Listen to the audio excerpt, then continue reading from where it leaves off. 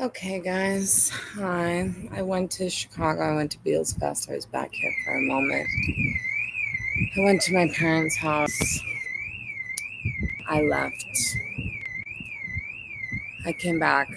I spent my stalker, abuser, narcissistic friend of me's birthday with them. Against my better judgment, I would have liked to have been out of the country, but I wasn't out of the country. And it would seem that I might be a bit of a masochistic empath that is bleeds out for people that continue to hurt me. Now this person just called me, and other than me checking for any mail for them, they want to talk about this loro piana sweater and how great I looked in it and how they're trying to sell it, but they don't. It's a shame because of how good I looked in it. And they said this many, many times, talking about how good I looked in it. I don't know why, because they wanted to abuse me on a basketball court last night. So, and I know, shame, shame, shame on me for interacting at all. I know. But let me just give you, since I am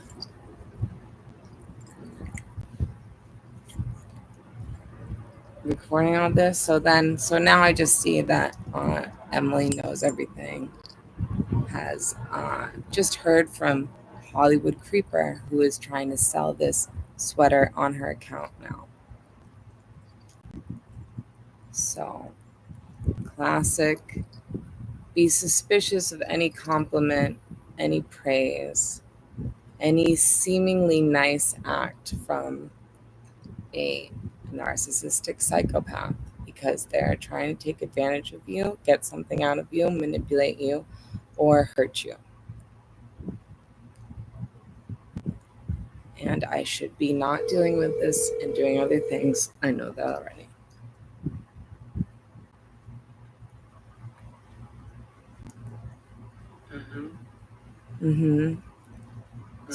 So you just wanted to call me up, talk to me about this fucking sweater, and go on about how good I looked in it, how great I looked in it, right?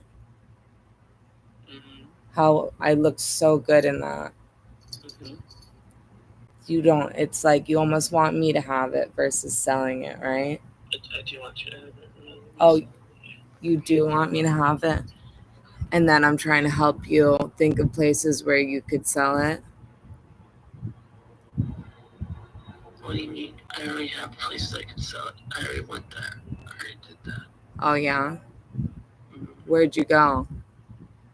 The Real. Yeah. So you're not. Oh, it's funny because now I'm watching Emily's stories that are about Hollywood Creeper and his sweater that he wants to sell with her through her account and give her. So it's so gorgeous on me. You really want me to have it because it looks so good on me. But actually what you're going to do is go make a collab post with Emily about it and give her $100 of your fucking profit off selling this sweater through her account. She sells it for $1,300. Yeah. She has a whole bunch of women that follow her, and someone may want it and have the money, and they'll be like, "Yeah, I'll take it." And so that would be great. I would take that much money. Yeah.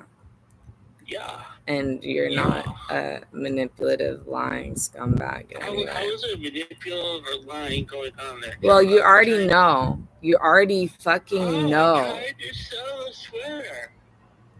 I'd like to get some real money for it. She has a whole population of people who might be interested. You're such a douche. Well, why did you just tell me that you went to the Real and not that, oh no, I'm going to do it with Emily, actually? I did go to the Real, and they offered me $800, and it's not that much. And it's worth like $2,500. And if I could get like even $1,000, that would be a lot better. Because I think they'd take a cut out of the 800 too, and I have to wait. I have to mail it, and then it's a whole process. So if someone would give me that much money for it, and I could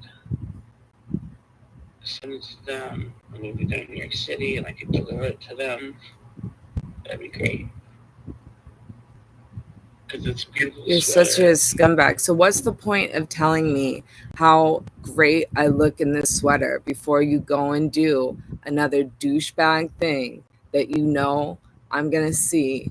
And I don't know you're gonna see it, but because I wish maybe I had, wouldn't but even I'm see telling it. you, because if you had some kind of way, I said, I wish there was some way that you could keep it and that we could get some kind of value for it, that you had some kind of value to exchange for it. But yeah, no one will probably buy it anyways. I'm still probably gonna have it, so whatever. It's just testing the waters, seeing what works. Maybe someone will buy it, but most likely no one will. What's the point when you're about to go and pitch another fun Instagram collab with Emily? What's the point of calling me up and talking about this sweater and telling me how good I look in it and how much you wish I could have it before you go and do that? Or during? Because if you get some, you didn't say anything. How yeah, you really liked it. You didn't say anything.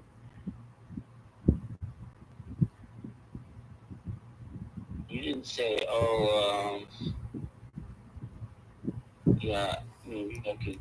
Someone that I asked you not to talk to, who's actively lied about me, who's actively trying to take down me and my friend. Yes, she has. Who are you talking about? Jessica? No, when you say that she hasn't lied, are you kidding? Like, you don't. Yeah, she has. Yes. What'd she say? Dude, you're so it's like you can't do this shit and act dumb forever. It's like so insane. Java, don't tell me how insane it is and all this. Tell me something specific. Did she lie about you? You say yes. I'm gonna say, how did she? Undoubtedly you have it saved. If she did, send me what it was. If she lied about you. No. Well, I'm just saying, you can't just throw around these accusations without any kind of support to them whatsoever. Oh, don't worry. I have the support. I have. Well, let's see. Send it to me. Awesome.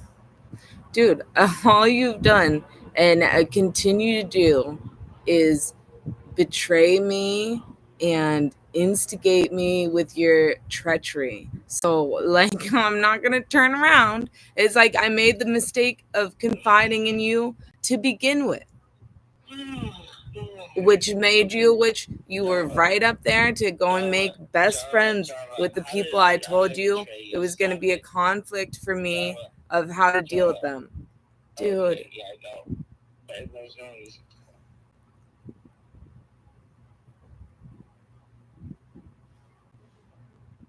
You're so gross. You wouldn't know what like friendship and loyalty and trust and or anything is if it hit you in the fucking head.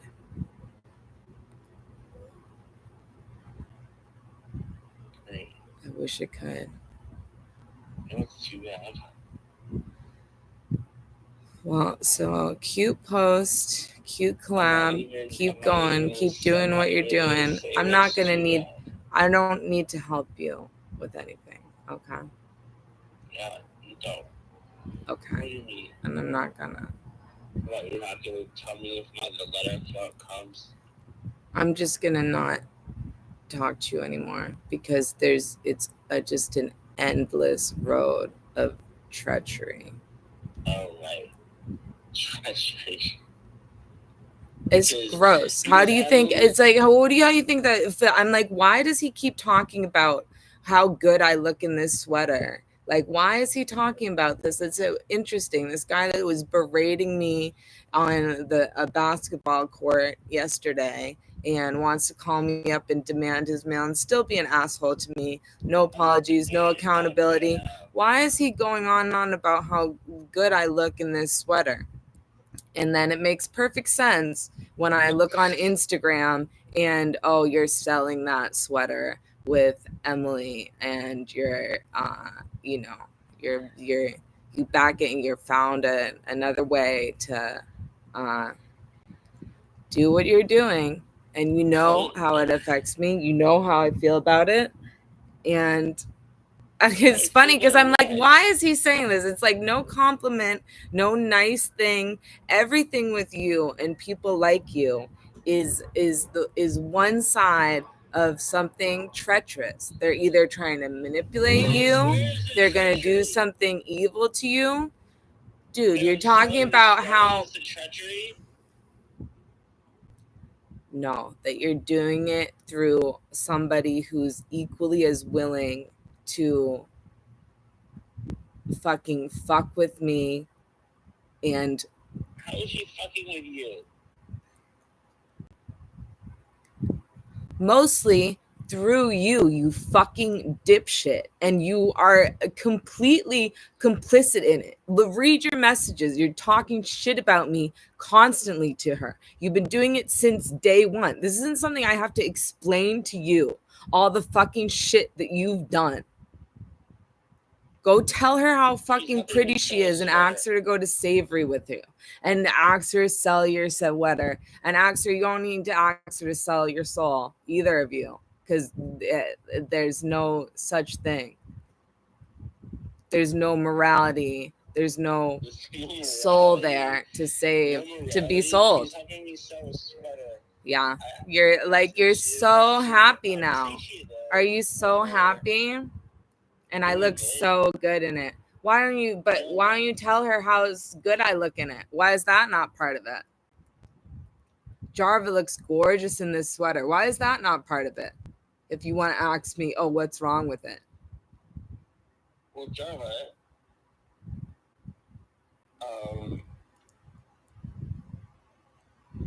I mean, there was a lot of things you could have done,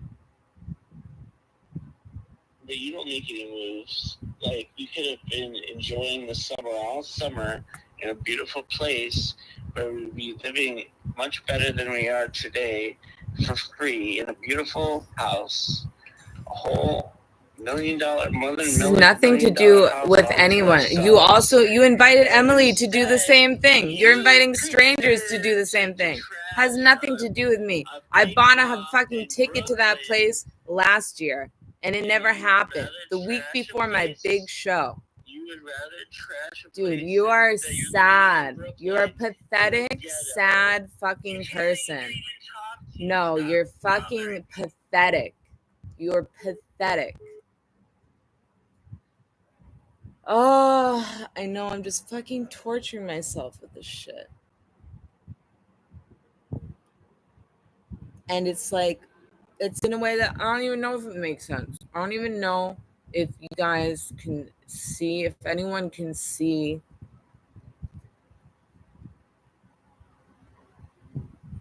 what's happening. And that's why I'm trying to write this whole fucking piece about it. But most importantly, I need to be done with it. But it's almost just as important for me to like articulate this because it's so easy for it to just go by and look like this cute shit and nobody sees what's really going on and nobody sees like the whole treachery of it, and it's like insane to me and it's maddening and it's all to drive me insane and silence me and make me complicit in this bullshit, and I can't do that. And so I have to fucking spell it out and fucking write this fucking piece about this shit.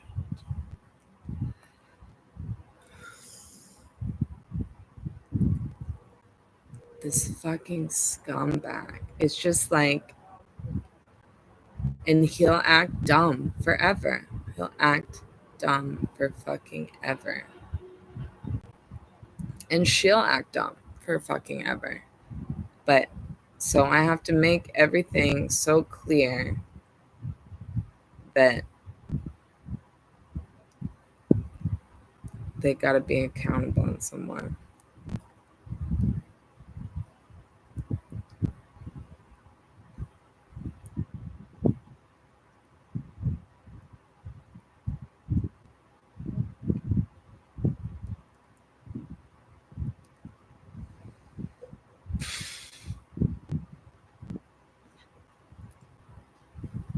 So this is like not even, he calls me up to talk. It's like, and how it's like you have nothing to do with somebody. That's how it's like laughable, but it's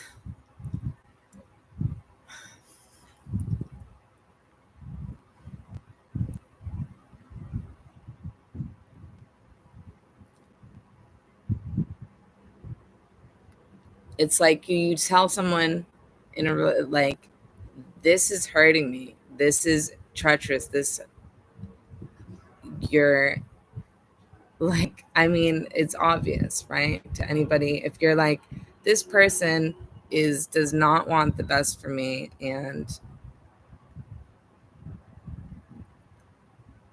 it's hurting me for you to be in cahoots with them and carry on your relationship with them, and they just go hard. They report back, they watch you cry, get upset about it, and report back to that person about it and go harder with whatever it is, whatever thing it is, that relationship that's hurting you. They just, it's all about shit talk. It started off about shit talking me, this relationship.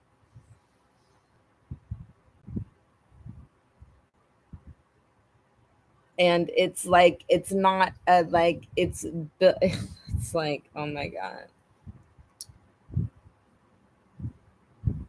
it's about me.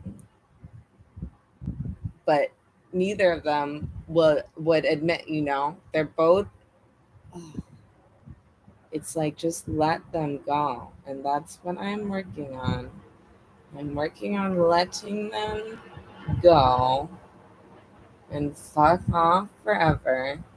But I'm also going to articulate some truths about the whole goings ons of this whole trial and the actual truth. And it's this whole fucking, it's like, do I want to do it? No. Do I want to go triangle you with others so common? I know. I know. Because I felt bad. I was out of it, but I didn't. And I thought I would stay out of town for his birthday. He makes such a fucking big deal about his birthday and how I didn't talk to him last year when I had 3 months of order of protection. My lawyer told me, like, so I didn't talk to him at all. I didn't call him on his fucking birthday. He called me on my birthday this year and told me to kill myself repeatedly and accused me of hooking up with people. And it was probably the worst birthday I've ever had in a lot of ways. Not just because of him, but certainly an evil person. And that's like the fucked up thing. I can know that and know that he did that to me, and that's how he treated me. And I still, because then they didn't want me to be there. You're getting ready for my brother's fucking girlfriend to come into town. And so I came back on a fucking bus, and he had got a hotel that was right where the bus came to. And I had all this heavy shit, and I got in late at night. And like, if I wasn't there, I planned on not being there. But if I didn't acknowledge him in some way on his birthday, and I ever spoke to him again, or even trying to never speak to him again, he'll still email me. I'll hear about it for the rest of all time. Like I've heard about his birthday last year and how I didn't even call him on his birthday, and I've heard about it forever and ever and ever again. So it's like,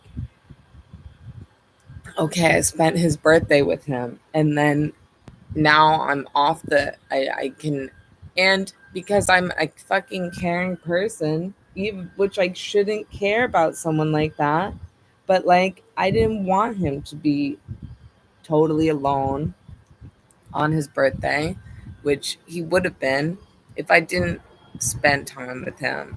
And I always think that I can get out, but it was miserable. I mean, he stood in the lot. It was arduous to get out of the situation once I got into it, which it always is.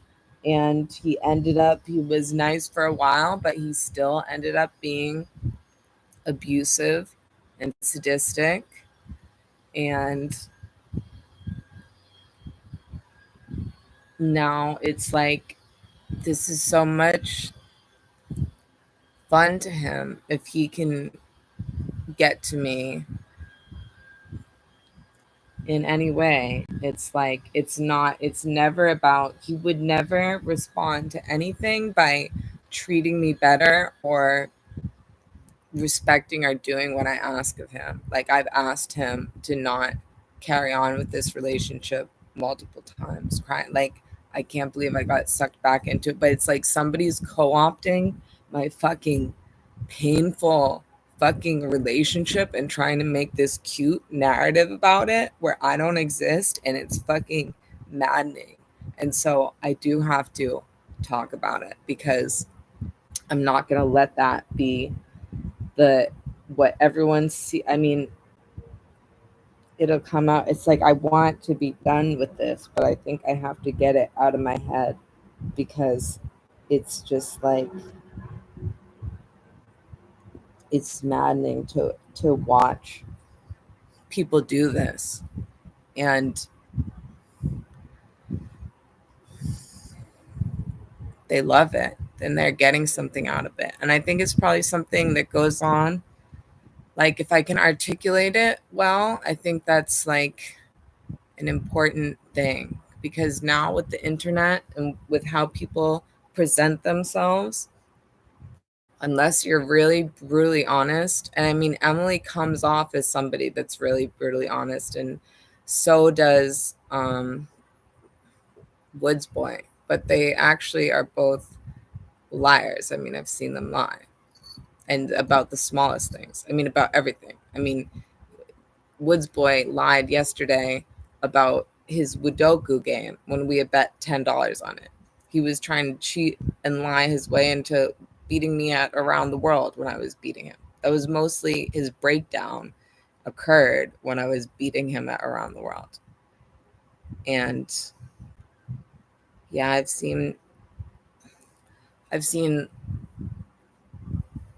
all these people lie.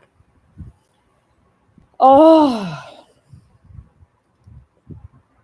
it's not even like, this is like nothing. It's just funny how, and I didn't record him saying, it's just funny how I have like a sixth sense, which is like, I don't want to develop this. I don't want to think this way and start thinking that every time somebody says something nice or that there's some hidden uh, treachery involved, or some hidden evil thing they're about to do, some hidden opposite thing, because that's what it's like. I'm like, why does he keep talking about how good I looked in this sweater?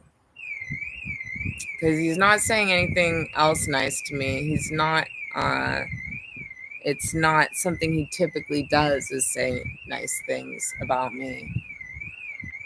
I don't know why he's doing it. And then the next thing I see is that he is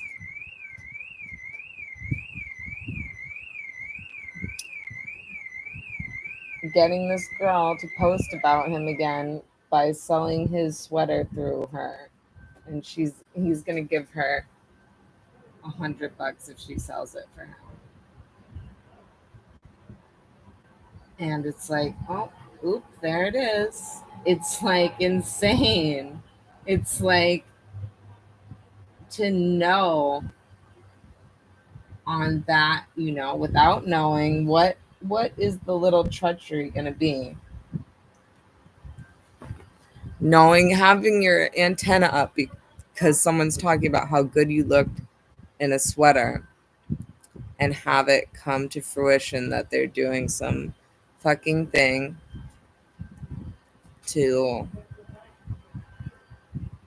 betray you and try to get to you, and it's like you can't talk to, like, to that. It's like, well, what are you talking about? It's like, oh my god, I don't want this to mess up my brain where I think about Cheeto. Your name isn't Ed on a different platform, is it? Who is Ed? Because I have to apologize. I have to download a Cash App. I have to do my banking today. I have to clear up my finances. Yeah, everything in my life is going down the tubes when I allow this madness to get to me. And I accidentally posted like videos at the Whole Foods that my mom saw. I meant to post it on this other account. I posted on my main Instagram account. So my mom knew that I went and saw him or whatever. Maybe 16. I caught it early. Maybe 16 people saw it. But it's like so embarrassing for me. It's like embarrassing. Like, obviously, I can't associate with him. I really don't want to. But this is like the nature of the trauma bond, Cheeto. And this is what my thing is going to be about, and be about articulating, because it's like you just want, if I could just have a casual relation, it's like, and it's doubly annoying because fucking coriander. Coriander, I'm thinking if you can come over, if you want to come over in September, I have a court date on the 9th that's going to give me some information about my life. And I'm probably going to be a wreck until then. But I'm thinking after then could be the perfect time for you to come for as long as you want. If you can do that, I hope, I pray. I'm just talking about the insidious nature of the trauma bond. Oh, yeah. It's like because you want them, there are these good sides of them, but it's like, are the good sides of them real? When someone is consistently evil and abusive and awful, and then also good and funny, you have to forsake the good and funny part. That's what I'm learning. Because, like, I do like, and what sucks is that you spent all this time with the person and them traumatizing you and abusing you and going through all of this stuff with somebody makes you closer to them. I mean, that happens with your real friends, with your real family, like having disagreements and just going through experiences, difficult experiences, or any kind of experiences, and it makes you comfortable and familiar and closer to the person. So it's like I am very comfortable and familiar with him, but it's not worth the hell of being with him. But now I'm like, I'm so isolated. I haven't. I felt shameful, and I didn't want to introduce him to any more people because he fucked up so many, all my relationships. And now it's just really hard getting out of the hole with no one and not reaching. It's like I really don't want to talk about this stuff to maybe I need a support group or something. I met this woman at Beatles Fest who's going out with a guy from the Yardbirds, and she had a narcissistic ex, like 30 years something relationship, has kids with him, ex-husband. And she said she went into all these Facebook groups and stuff, and I felt like that was like uh, he see, he thinks, I mean, he is smart. Like, I thought that he was someone like me, like with my building, like with what I tried to do with EMF. Like, I see certain things in the law, I see certain things. I'm okay with a certain level of poverty and renegade revolutionary thinking or whatever, and also just fighting for your rights as an individual and fighting against systems of oppression, which on its head is something that he does. And I thought that he knew about a lot about the law, and he does know a lot about the law. I thought he could help me with my situation, my apartment, and this building, and what I've been wanting and planning to do and learning about the building for since the minute I got in here. And then he had me arrested by falsely saying that I had hit him to get entry into my apartment and to try and get tenants' rights in my apartment, prevent me from going to Chicago, make sure that he would live with me. I mean, now to this day, every day he asks me if he can come into my apartment, and I will never let him in my apartment. I will never. So it's like, at least I have, you know, I have the most basic boundaries in place. But it's like it's like this girl that he's now selling this sweater through is out here on the internet pretending to be this girl's girl and trying to take down my friend House and Habit, and with this, and making that there's this clique of internet faux girls that are in this anti House and Habit campaign together. And this girl could not be less of a girl's girl of anyone. It's like, I didn't do anything to her. I could have liked her. I didn't want to sign up for being in a campaign against my friend, who is like my inspiration and mentor and who I love. And um, I'm not going to betray because it could get me some kind of internet clout, or I could maybe push myself onto some kind of platform by going against her, or just be used by Emily to do that. Like, if I did anything with her, she only wanted to talk to me. She never talked to me directly, but she wanted to make videos with me. When I called her out, she wanted to be best friends with me. That's not normal. That's not normal behavior. And she never talked to me directly. She just continued to talk shit about me and to the person that she knew to be my boyfriend. And unfortunately for me, this guy is who he is, and he's ready and willing to create and nurture a treacherous, betraying relationship with this woman, with this girl, and she's taking full advantage of that. And she's never, I mean, it's like, there's no way. Oh, and the pain, the like, what? Oh, he has no redeeming values. It's like, I was her seeing comedic value in him, seeing a personality, how he could better himself and make something of himself by becoming a personality, getting on TikTok, getting showcasing his life and what he does. And like, he's a funny guy.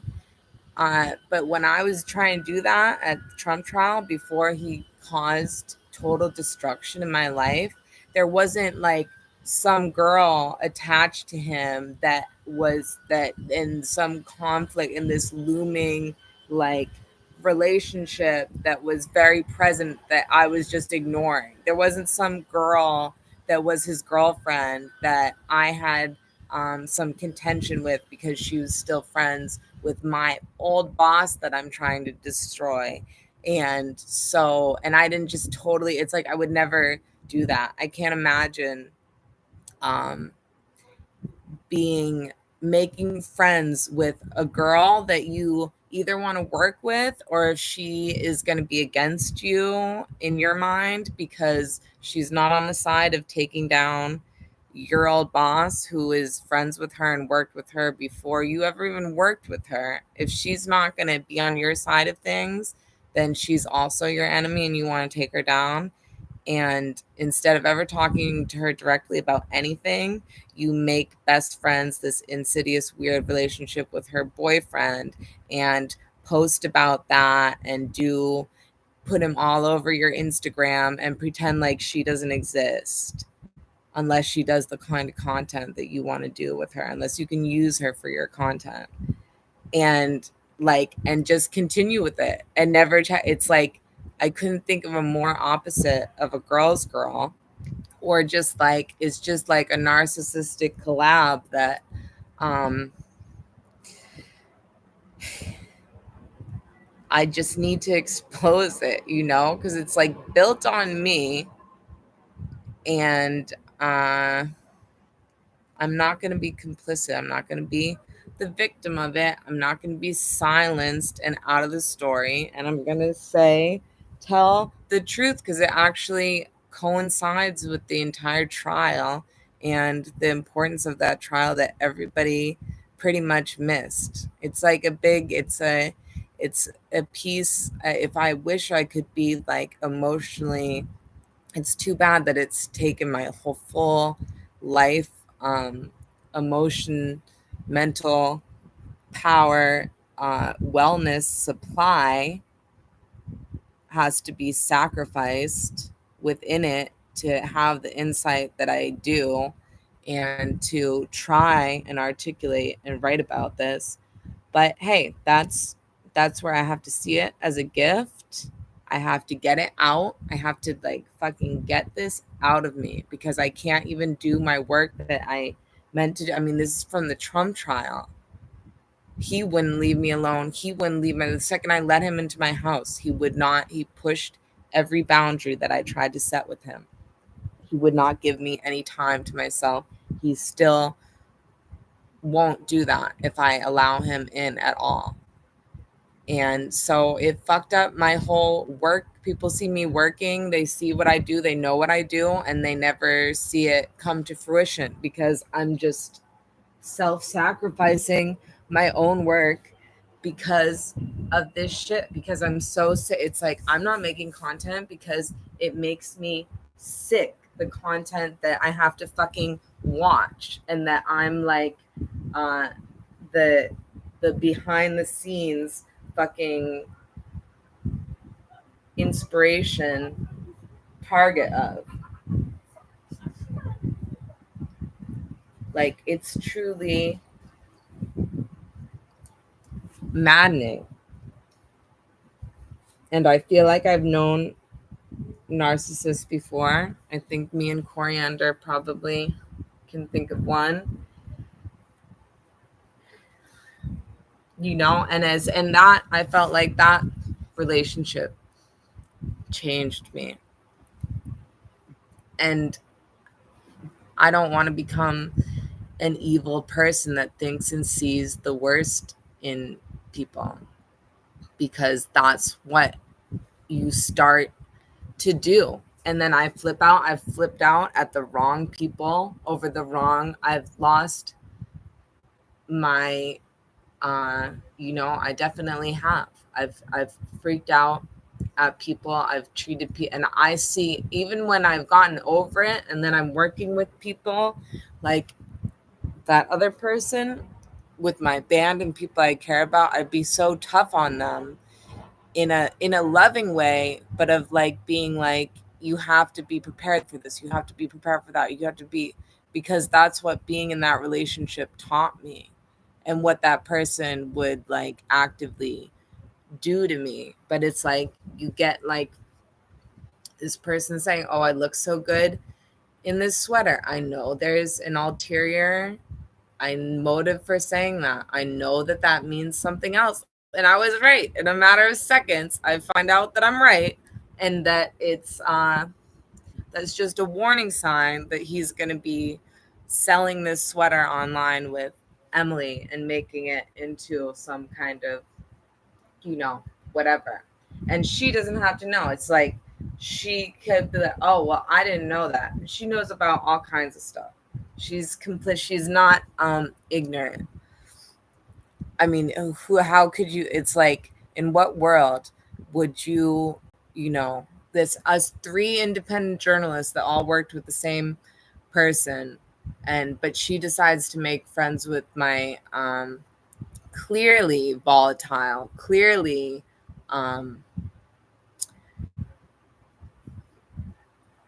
whatever boyfriend, and never even mentioned me, question like she is aware. It's just like, wow.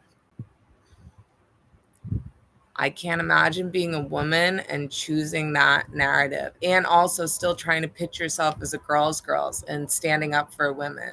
So I really do have to expose it. I have to expose this whole thing.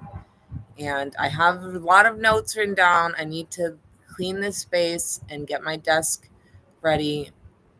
And I have to treat this stuff as inspiration. You're right. I have to block this like old lady fucking bathing suit I've been wearing for so many days, hoping to swim and never swimming. There are always silent killers. Simply looking for a chance.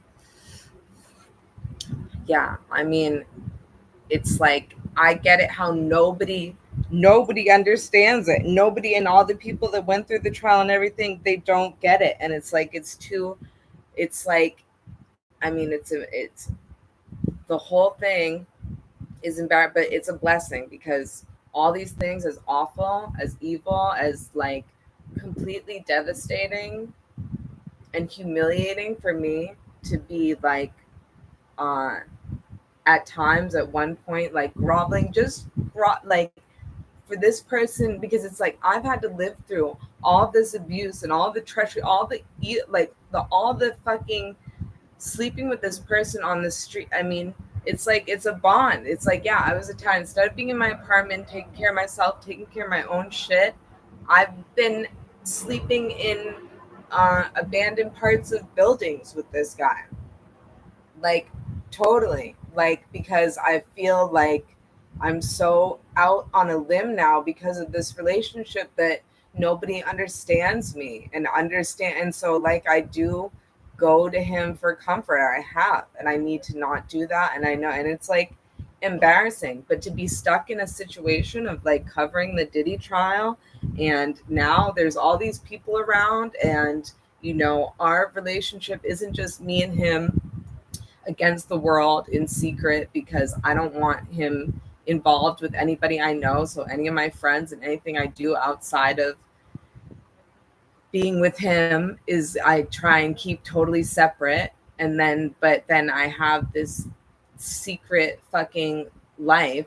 But it's like being in that situation of, I still don't want to make him look bad and destroy his reputation, his life. I don't want everyone to hate him. So I end up just like begging him for basic loyalty to me, which, like, you think, if someone really loved you and has been trying to not let you go and trying to keep you in this relationship and and is so controlling, possessive, jealous of any guy that like might be that has any kind of opportunity, like wants to beaten up a guy that I never even hooked up with, and is gonna, like, I'm afraid to even move on with anybody, because I do think he will try and hurt them. Like, and how do you say that to like some new suitor? Like, oh, just so you know, this guy is going to stalk you. You're probably going to get messages from him, and be careful. Like, maybe don't post where you are on your Instagram. be careful on the street, because if he sees you, he'll come up to you and he will try to punch you and whatever. And you think that the part of that is you think, well, this person must really love me. Like they just want me to be in this committed relationship with them that I never wanted to be in, because I never wanted to be in that. And I told him that from the beginning. Like, this isn't the nature of our relationship. I don't want to be in a monogamous, committed boyfriend-girlfriend relationship with you. But begging him for the most basic loyalty to me in that social setting and is like, he does the opposite. I ask him not to talk to this person. Still, right now he's doing another fucking thing with her. I ask him for that and he starts messaging her. What that says to someone like him, to a narcissist, when you say, this is a situation that I'm going to have to deal with. I'm not sure how I'm going to deal with it because one of these people is my friends. I don't know the other person, but they've gone against my other friend and it's going to be conflicting and difficult for me. I'm not sure how I'm going to deal with it. I'm not sure how it's going to play out, but it's a sensitive thing for me that I'm going to have to deal with during this trial. And what he did, his go-to was to try and get in relationship with them immediately, then start messaging and shit talking me to Emily, and try and, like, once she saw the viability of this relationship that they could have, that he's willing to do that. Like, imagine if I was like DMing her boyfriend and talking to him constantly and trying to start up a relationship with him and never even introducing myself to her or having any kind of conversation with her. I can't imagine that. It's insane.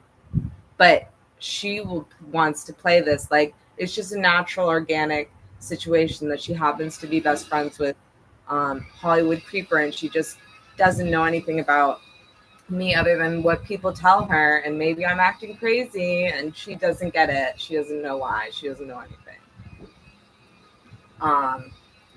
Yeah, but that person doesn't fucking love you. Like, it's like he's not trying to prove himself to you or be loyal to you, or like, but he'll keep twisting it and keep saying that somehow he is, you know? Like, I gave him money for a security deposit, $100 once, that he was going to pay me back. And I felt sure about that. He's going to pay me back, because you pay it, they have it for a few days, they give it back to you. No way is he not going to pay that back to me. But guess what? He didn't pay it back to me. Never paid it back to me. Never. And in his mind, he'll rationalize it where that's not just straight up stealing money from me. It's like, yeah, it's insanity. It's maddening. And if you see it, if you see someone that acts like this, don't look for resolution. Don't try to explain it to them. Don't think they're going to be a better person or they're going to change how they operate, because I'm telling you, over a year later, it's not freaking happening. Every step of the way, it's like, oh, this hurts you? That's a button to push. Like, anything you give them, a sensitivity, vulnerability, is ammo for what they're going to do to you. And a lot of it's just selfish too, of attention, and like it's he would never let go of trying to push this dynamic of me versus Emily thing, because that's like that's the best thing he has going in his life. And if he loses that, then he's going to have to search for another source of attention, energy, and fuel. I do not want to be I don't want to become an Instagrammer, TikToker, YouTuber that's talking about, I don't want to become a narcissistic abuse scientist, guru, fucking helper. I don't want to deal with this for the rest of my life, but I want to not get into it again. I want to speak the truth about it from my end and the nature of trauma bonds and how all of this stuff ties into the trial itself and the coverage of that trial and the nature of our internet communications with each other and of presenting truth and what goes on. I think that it is helpful. I mean, because just even sitting through that trial, I mean, and I wasn't there all the time, but it's like a lot of it was about trauma bonding. And it's like, wow, this is like what I'm dealing with, you know? And the worst thing that I could do as somebody that's gone through this is to be silent. And there's so many things that silence you because it's embarrassing. You don't want to deal with it. You don't want to admit it. You don't want to be hurt by the people that are already trying to hurt you. And it's easy for your truth to be covered up and not seen and debated or made a joke of. Like, it was in that. And for me, I don't ever want to be a victim. I don't want to ever, like, it's like, it sucks. It's been totally debilitating for me because for a year, I've just been like, I'll just get this handled and then I'll move on and then I'll have my life back and I'll just deal with this and no one will have to know about it and I'll just deal with it and be done with it. But that mentality has gotten me nowhere. It's like, actually, no, I do need to like talk about it and tell the truth about it because what that did was just drive me deeper into it because there was just more and more that I couldn't tell anybody about that I had to keep secret that I had to just deal with on my own until I'm totally alone, dealing with everybody on my own, on everything on my own, and nobody knows what I'm going through. And I'm just making it look like, if anything, it's normal and it's fine and it's my choice. And then people that are my friends that don't know what's going on because I haven't told them about it, I end up freaking out at them because they don't understand what they don't know and they don't understand how they're triggering all this stuff that's happened to me.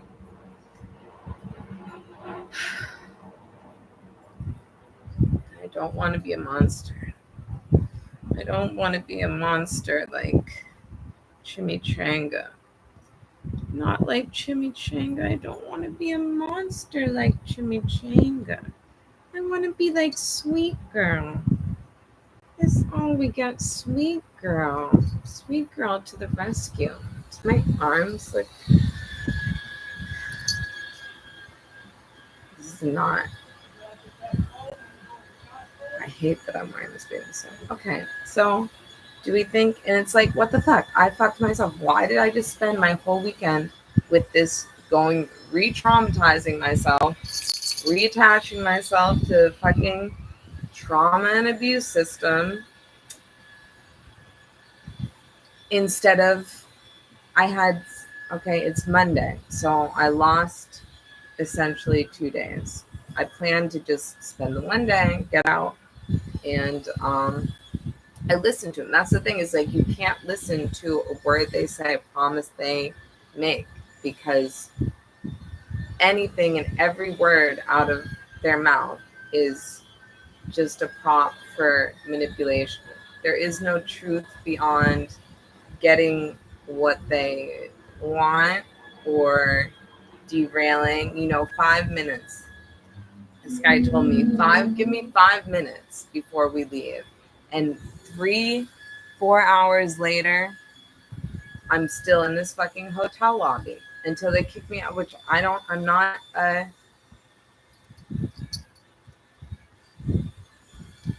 I'm not homeless. It's not my plan. It's not the best thing for my day when I have so much shit to do to be loiter in a hotel lobby for 6 hours a day.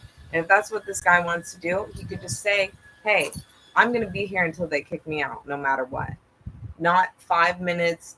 This, like, there's always a baiting trail that they're going to lead you down forever. An excuse. And when somebody isn't accountable for their abuse and the way they treat you, you kind of feel like, well, maybe am I making it worse than it is? Am I? And you put yourself into isolation with them because you don't want your friends and colleagues to see what you're putting yourself through and the relationship you're in. Then you question, it's like, I don't have everything tape recorded. I don't have, like, it's like when somebody's abusing me, I check out to a certain degree. I check out and I try to leave. Hopefully. I did yesterday, but it's like, I don't have, when the other person on the other side of that completely denies that they did anything cruel or abusive to you, it's like you have this fog of traumatic memories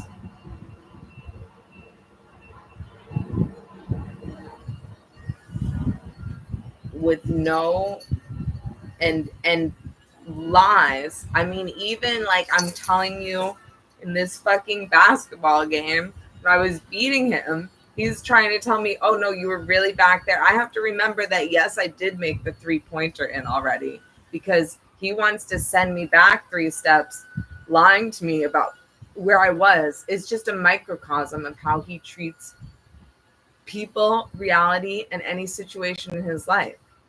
He acts like he's a very honest, good, moral person. Like he has superior morality and behaviors and practices in his life. But it's a lie. It's a total lie. And he's a complete liar. And even when I catch, it's like I've seen it so much now. It's like he kind of, like when he's lying about Udoku, he's like I catch him in the lie, and he kind of, like, he'll kind of smile, and that's as most as acknowledge. But still, he'll say, "No, I didn't." You know, he'll laugh a little bit at his inability to tell the truth. And because he's still, it's not something that he has shame or hates himself about. And that's a big aspect of narcissism, is they don't have shame. They don't hate themselves for the things they do to you. They don't regret. Until there's major consequences, they might pretend. They might pretend to regret or to have take some kind of ownership.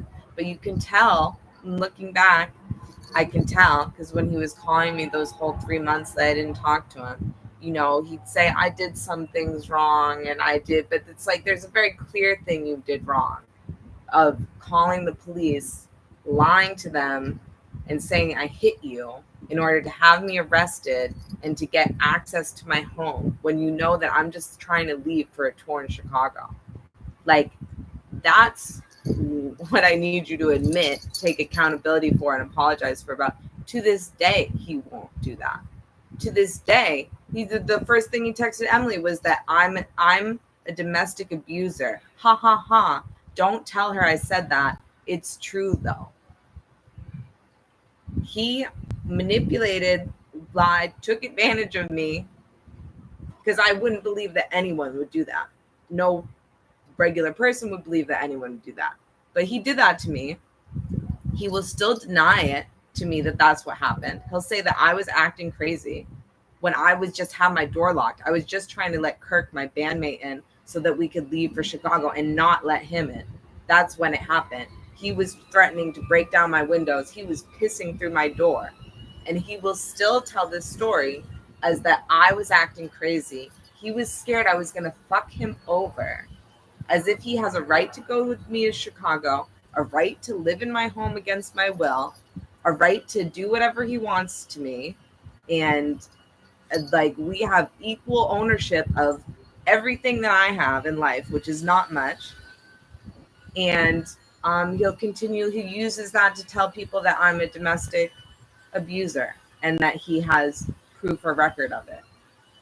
Now, why am I spending his birthday with somebody this evil, who called me on my birthday and told me to kill myself and was whispering through the door on that day that he had me arrested how I should kill myself, and whispering at a very low volume, which I know now because this is what I've been dealing with. And I recognized then was that so I wouldn't be able to record him saying it. And I think he said that instead of saying something like, I'll kill you or something like that, so that to get out of that thing, type of thing, where it's a threat and where he's threatening to kill me. Because he knows about all this stuff and he thinks about all this stuff. And that's the only thing he thinks about as he's going about his business of trying to take advantage of any situation he sees where he could take advantage of it. He thinks about the legality of it and any kind of legality issue that might come up from his behavior. And the legal system is not a moral, ethical. See, I prove that I get the loopholes of the actual moral system going within the legal system because of how innocent I am. But it's the system is built on laws that are not thinking about what's actually going on. The law is that he said that I hit him and I opened the door and let the cops in. So I'm the idiot that got myself arrested, basically. But that time, I didn't know how pathological, narcissistic, unaccountable abuser he is. And it's like, and it's like, for people that are like that, it's like I had an experience where a guy that I was with opened up. He had trauma. He had things that made him act a certain way. And when he got over that, he was like the best boyfriend ever. And I think that kind of fucked me up in thinking that people have deeper issues that cause them to do some things, and you can figure out those issues and get to the bottom of the behavior, and you can love them and show them love and love them out of that behavior. But that is not the case with narcissistic individuals. I've seen it. I know it. I'm trying to learn it. And you can't, and it's like, I know I'm an idiot. I know that it's embarrassing and insane for me to still be talking to this person. But it's because I'm not a narcissist. And it's very hard to deal with thinking somebody like this actually cares about you and loves you, and trying to put their behavior and words and actions together, because they are so remarkably different than somebody who has an integrated conscience.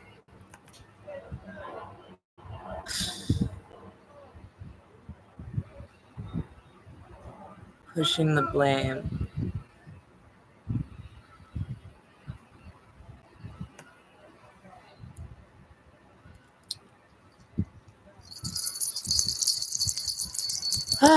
So, your pH. How's your pH? I don't know. I don't know how my pH is. How do you know how your pH is? How do you find that out? Hipster, we're going to go outside. Okay, so now 4:51. Okay, now I'm starting my day at 4:51. See, it's like, and then the next day, it's like, yeah, I wake up and I want to like, uh, I don't want to compute. I don't want to like, it's, uh, it's destructive. It's destructive to give any attention or time to, but it's hard because it's like I'm not talking to, it's like I literally don't have, and I'm upset. I mean, it's like I could call Tyrone and tell him, but I'm a little bit upset with Tyrone because he didn't listen to me. And it's like if it wasn't the mix, if it wasn't what's going on with this guy, I wouldn't have a problem with Tyrone. But it's like I need very strict, like, boundaries with how I interact with people right now because I get triggered and because of this situation. And I told Tyrone, you got to tell me when you're coming. Don't surprise me. Make sure I know. Please. Like, this is a different time. This is a different age. And then I told him, you know what? Don't come. I don't think I can handle it. Don't come. And he came when, after he told me he was going to come a bunch of times, where he didn't come. Then he came without telling me he was coming. He surprised me after I told him not to come. Then he left me at the courthouse to go home, which is only a few stops away. It wouldn't be that big. It wouldn't be a big deal if I was at my full capacity in my healthy state of mind and being. And but it's like all those things were majorly fucked up things to do to me. And I told him about it. And then he wouldn't leave my apartment, which it's like, just leave and wait for me to calm down and call you back. I'm sorry, but if you come stay with me, like, yeah, I might kick you out of my apartment because I had to go through Woods Point, and then I had a girl that I brought in here who also tried to completely screw me over and take over my apartment and make it so miserable for me that I would leave. And that was traumatic. And so it's like, yeah, I have to have boundaries with people. And if you care about me, you need to respect. I will tell you what I need as a friend. I'm at that stage where I don't want to flip out at people, and I want to have my friends in my life and I want to be honest with them, but you have to respect my boundaries. And it sucks that I'm still allowing my boundaries to be disrespected by this asshole.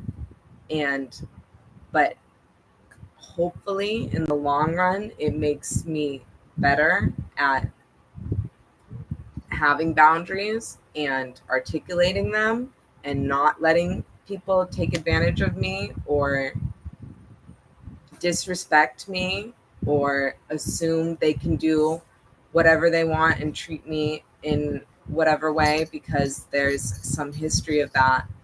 Hopefully it makes me stronger. But yeah, I just have to get everything ready so that my friend Coriander can come and be with me and I can talk to her honestly.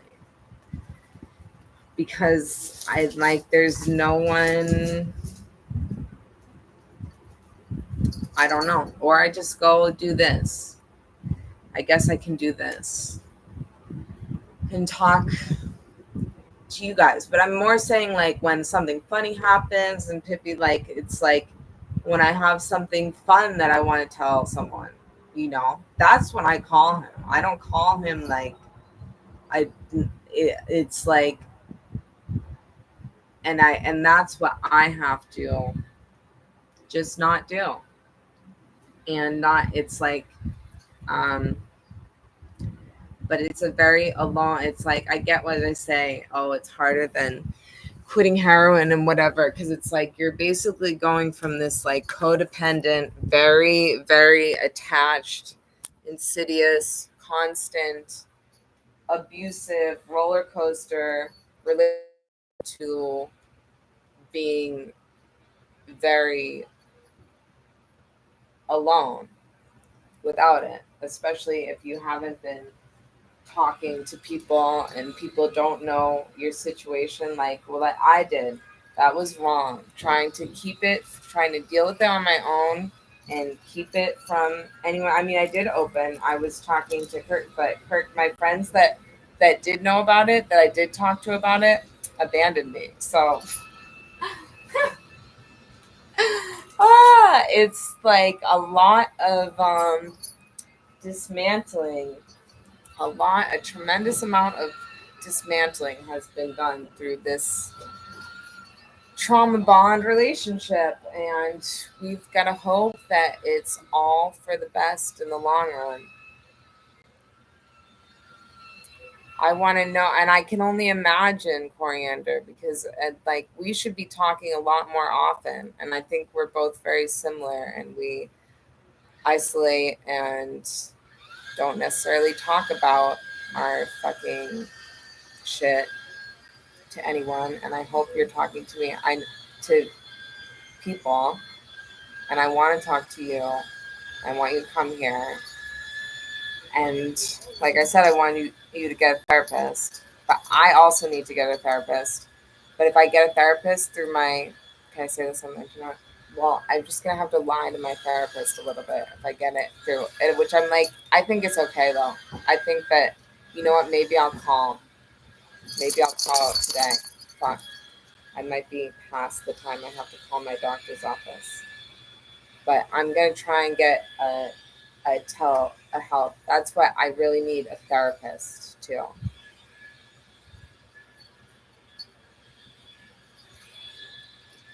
I still know you, Coriander, and you still know me. I feel like that. And you've probably been in more social, societal isolation than I have. I don't know if that's better or worse, but we're going to convene, and our power orbs are going to charge up so much. See, now my neighbor just left. I'm avoiding my neighbors who I love. That's for multiple reasons, but there's a lot of people that I am really probably not going to talk to. I feel bad at avoiding my neighbors. I wouldn't be, but I am. And see, now I just heard them open their door. And so right now I was just going to leave and go to McDonald's. On a bad day, something like that, I can get so scared to leave my apartment. I can become like physically unable of leaving my apartment or sending an email or answering, looking at messages or anything like that. And I want to not do that. I want to be a functional person that can deal with things and deals with things right away and doesn't put them off and doesn't hide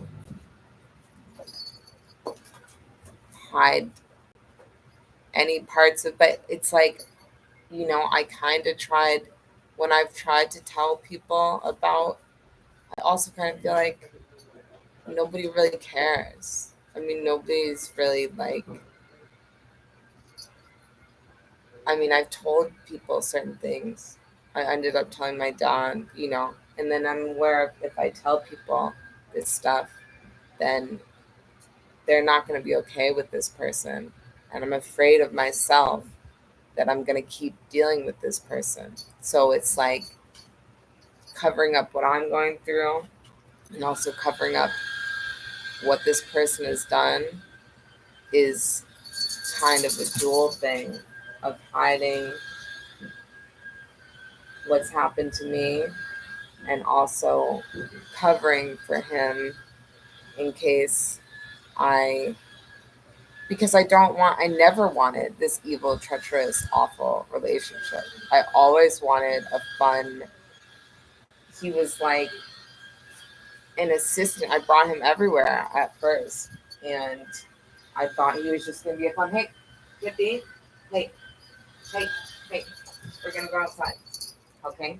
Yes, what I don't want you to do is find some place to go to the bathroom inside, okay? So let's go outside.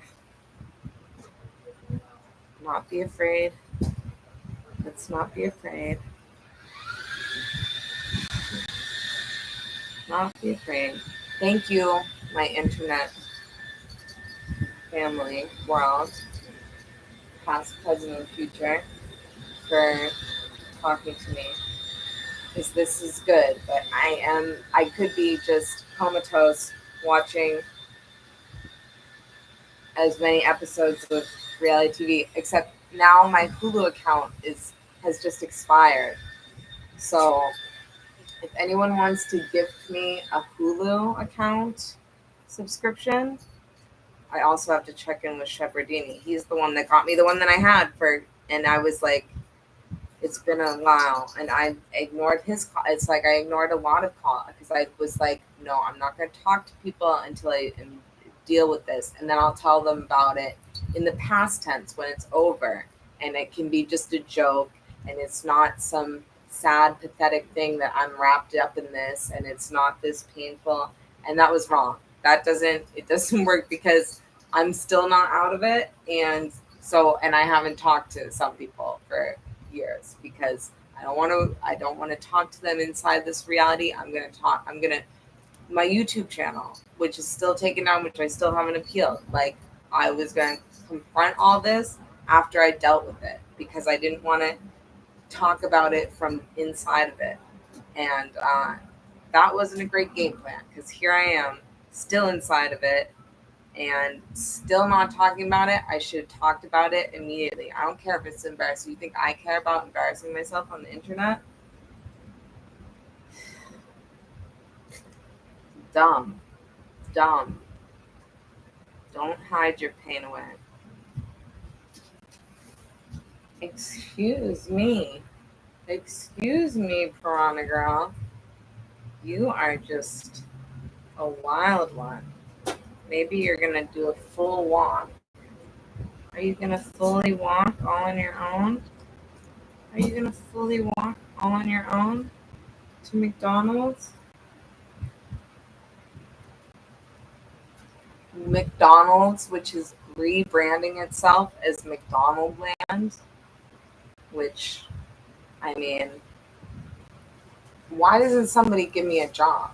Why is everyone just trying to take my carcass, take my soul, take my skin and wear it as a suit?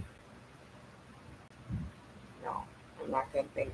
Positive thinking, gratitude, gratitude, gratitude. Gratitude, it's like, I don't know if you guys hear that all the time, gratitude lists and all that, and how it's like sometimes I'm like, what the fuck do they even mean? Like, gratitude is not, but like, actually, I'm getting it. I get why gratitude is like important because especially when there's crazy stuff going on, because you need to refer back to those things that you do have that are like the essence of what you can still create goodness out of, without gratitude, without thinking, I have this place to stay. I have my body that's healthy. I have my animals. I have my family. I have my friends. I have the internet. I have my neighbor's internet that I don't even have to pay for. I'm not homeless. I still have my good name. I haven't fucked over the person who gave me the inspiration to do what I'm doing. I have a lot more I could live in.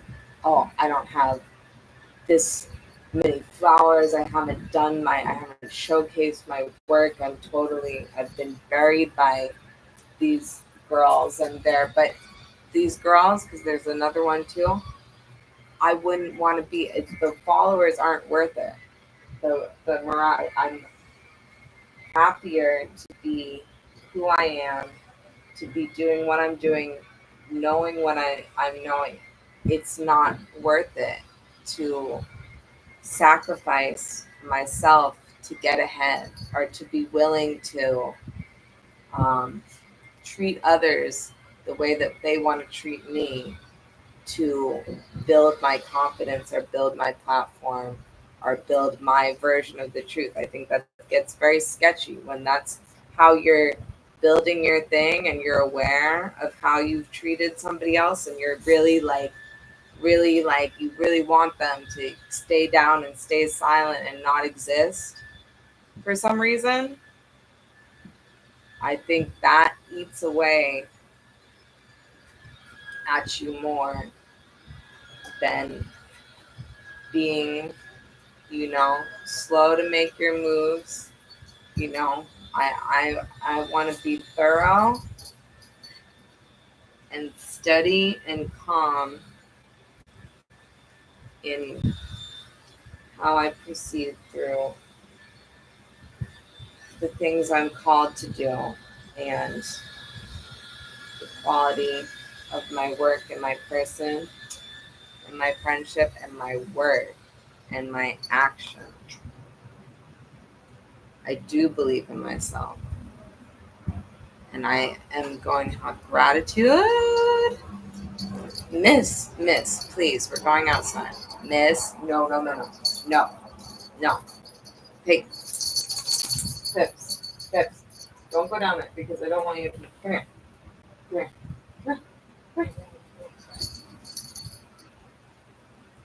See, you don't know that? That's too tough for you, huh? I was surprised you were even chewing on that. See, even when I started this video and made that call, I'm like, it's coming off like he didn't do anything weird and I'm crazy. And that, like, but the thing is, there's also this platform, like this girl, Emily, is basically just trying to steal House and Habit's entire format and while disparaging her and she's creating this whole and a band of women that are, and it sucks because it's like, wow, women really, they go after each other sometimes, and it's like it's so disingenuous, it's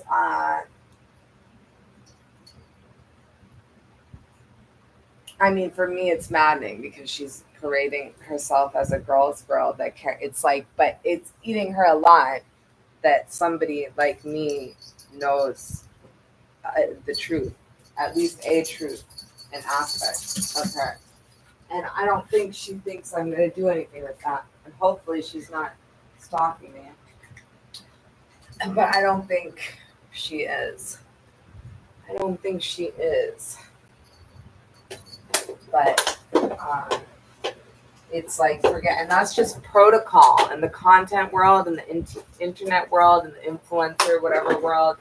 Oh, you get a leg up from somebody really helps you out and platforms you. Next best career move for you is to make a war against them, expose them, and make your own platform out of being their biggest hater and exposer. That's a slightly more desirable, advantageous career move than working with them. And people don't see any kind of issue with that. That's kind of like just the way it goes and just what you do. And maybe like, I don't know, but that's not me. I could see it in joking in all the incels that I deal with in the fucking YouTube world and whatever. Like, yeah, I can see some of that when it's really on your face and it's really obvious.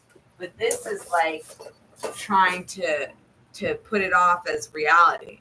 It's not joke. It's all over the place. And no one has time,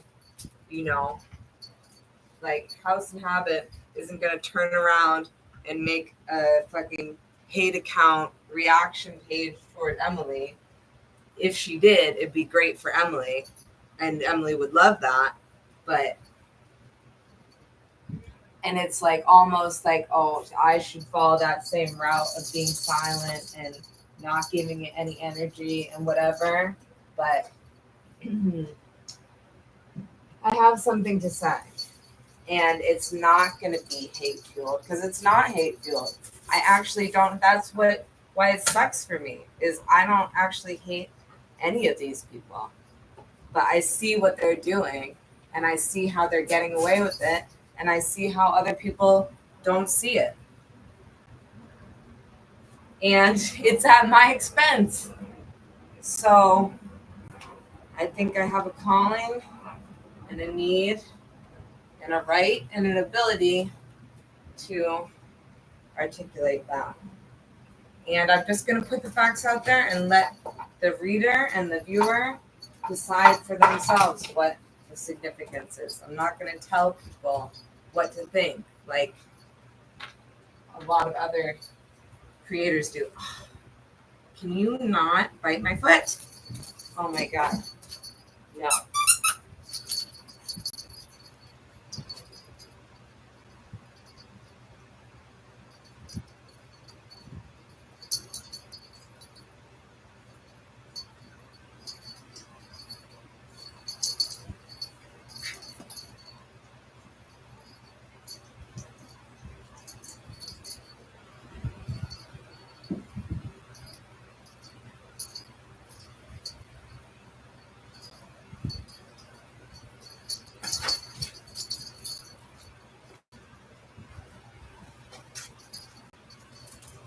Okay.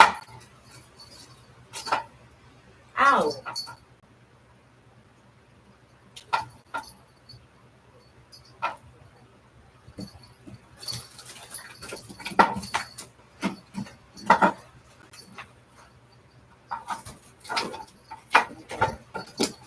I think you're ready to walk the whole way by yourself. Do you think?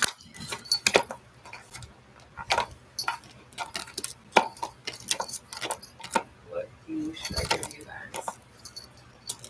You want to be on pigeon view while we're gone? Would you rather?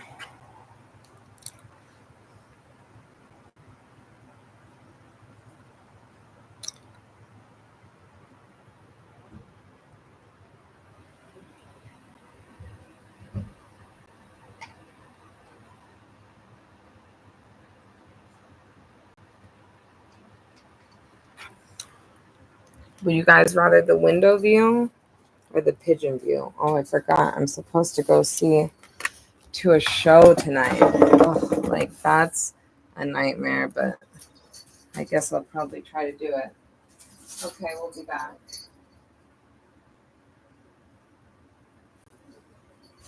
Okay, pepperoni. Pepperoni, so much energy with them. Oh my God. You people know.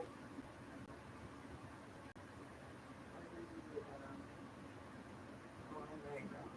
Why do you do that? That's the worst place. It's actually the worst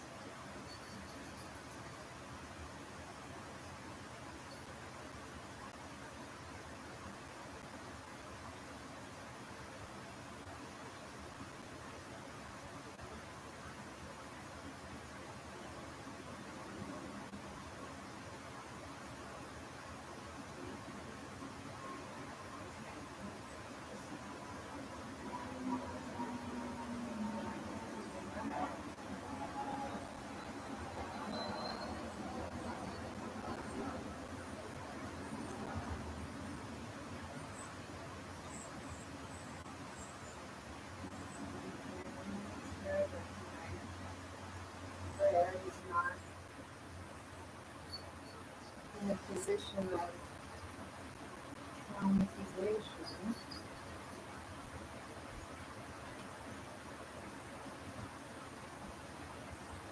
Okay, hi Ashley.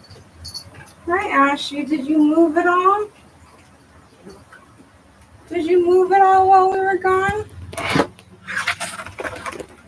Uh-oh.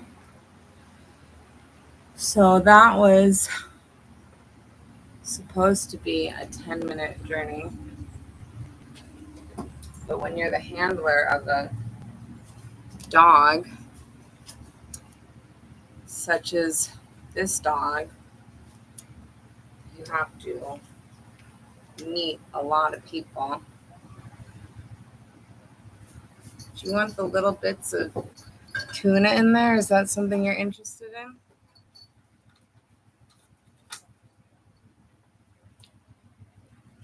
But met some great people on the street.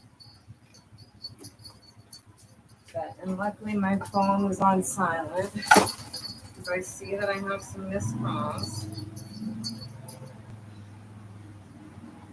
from some treacherous personas. Unas más treacherosas.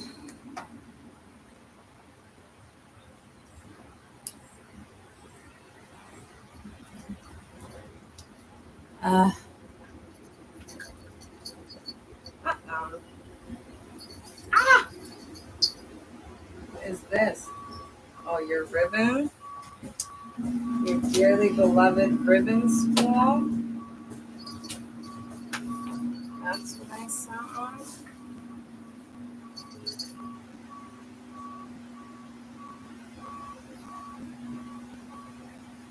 For all that time, those of us who are supposed to use the outdoor bathroom with 2 peas and no poops. Not ideal. Oh my god. So now I'm starting my day at 7 o'clock. And I forgot I'm supposed to go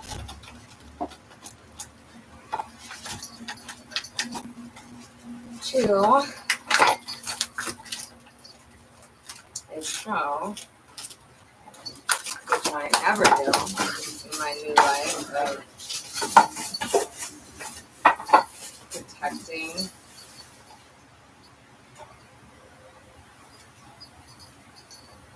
my old life, my present life, and my potential future life by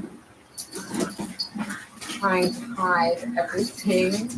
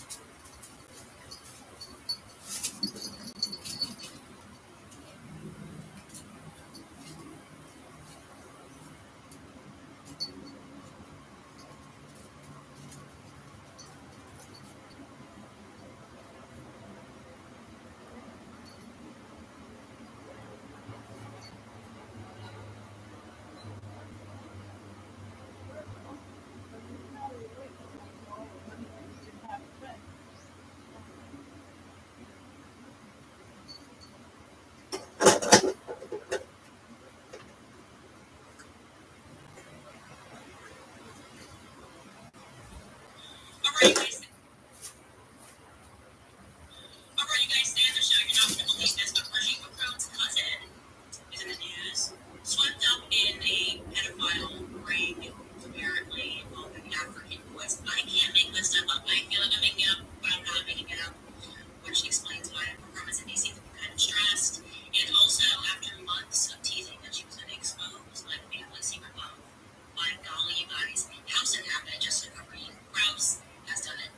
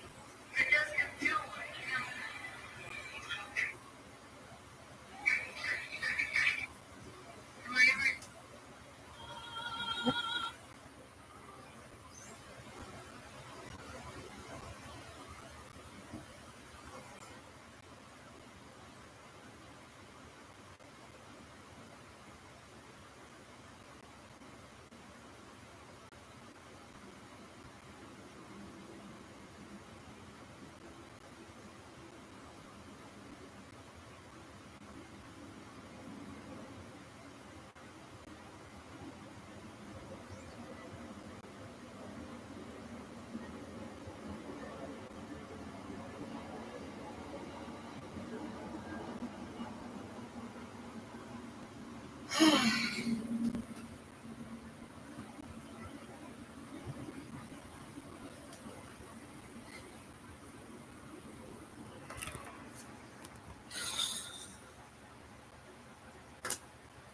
I want to go to this show? Not really.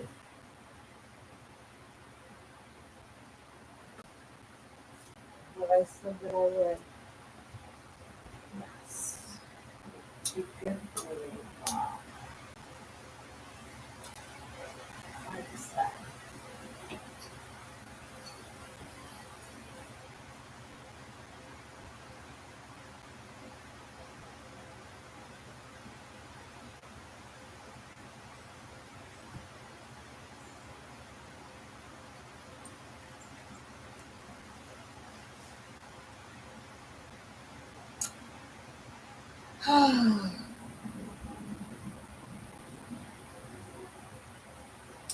Attitude, attitude, attitude of gratitude. Attitude, attitude.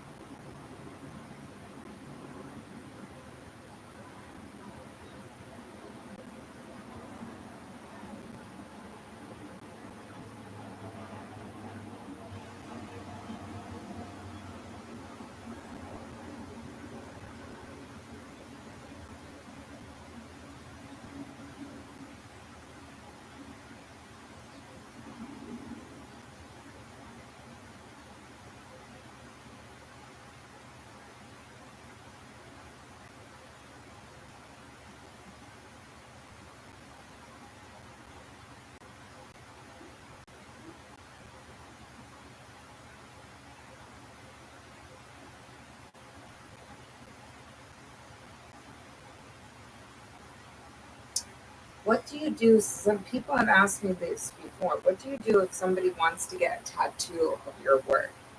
Someone emailed me about this before, and I just never got back to them because that's what I freaking do. And they even actually had a plan of how to do it.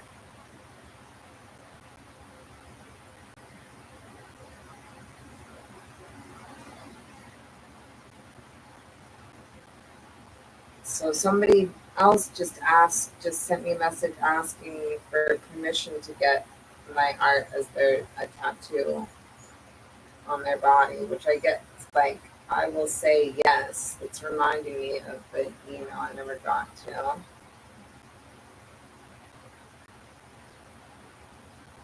Um,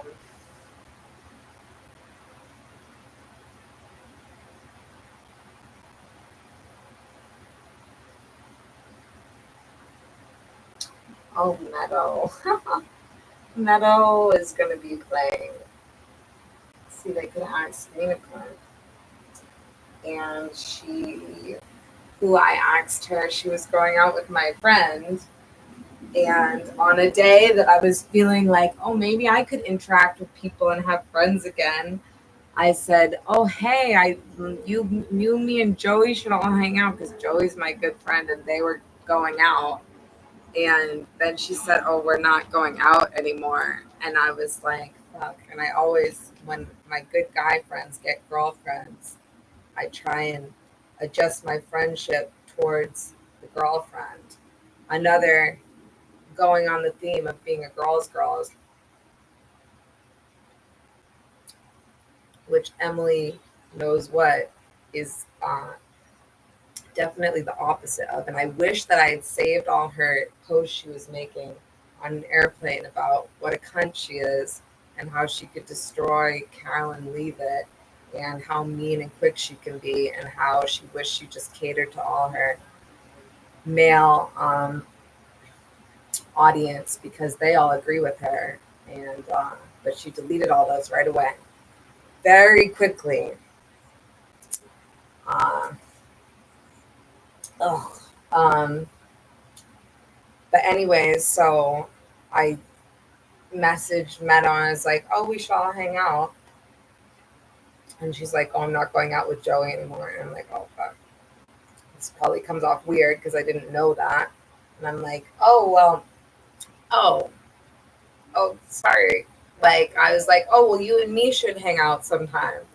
And she was like, and this is me. I know that I'm probably not even going to fall through on hanging out with anybody, but it's just me like trying to like make an endeavor of talking to someone or putting it out there to hang out with other people and friends or whatever.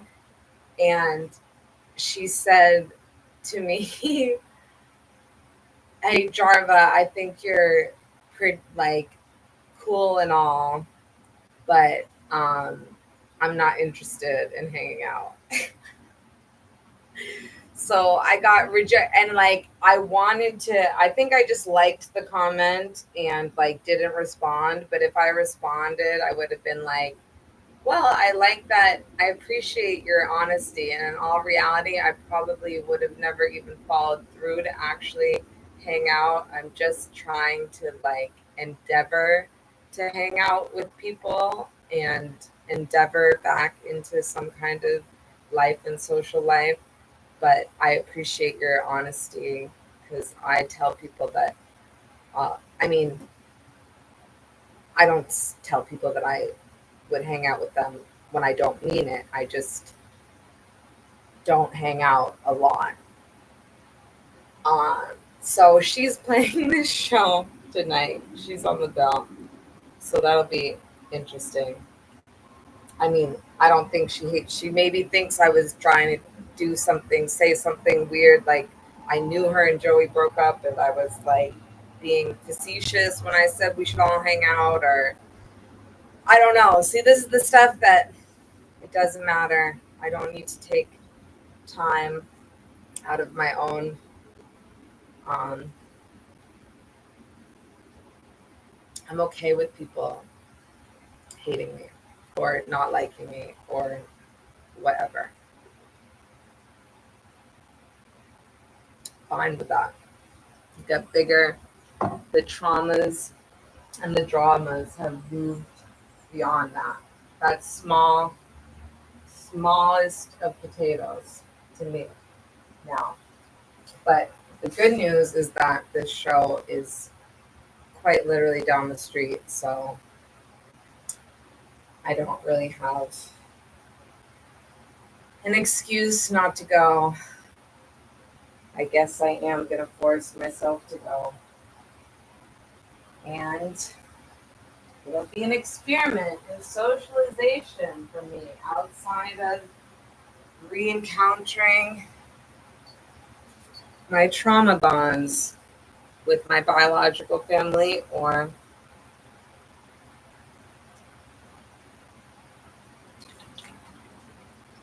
I knew there was going to be a fly in that. I don't know why I opened this last night. I should have saved it for today. Ah! No, I don't want to swallow that fly.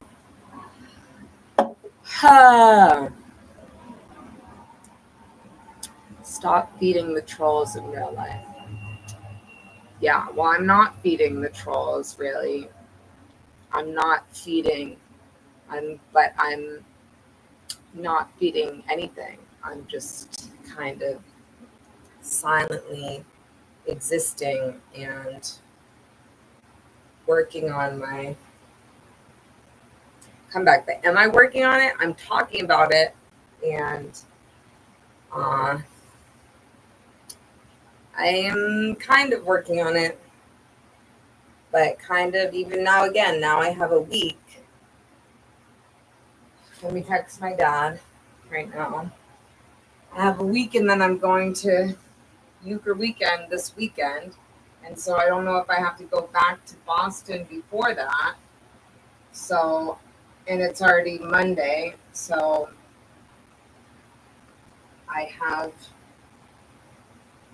really have to work on all this stuff this week and not get derailed by the bullshit. For sure.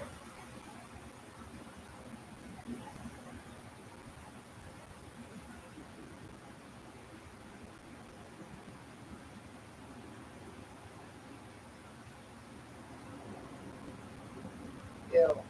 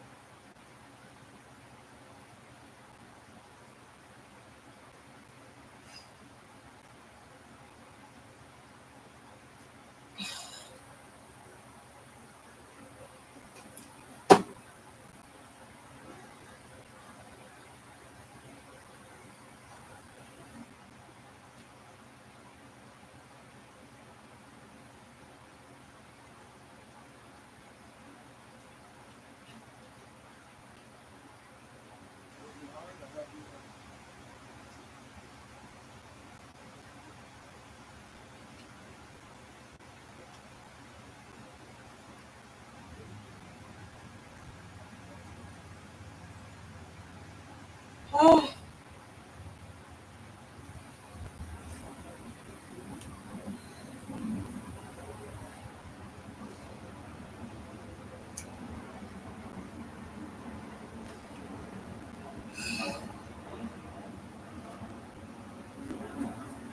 Should I take a shower and wash my hair? I don't want to. I don't want to do it. I don't want to do it.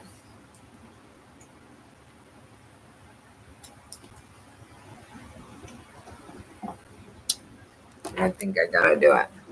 Let me move this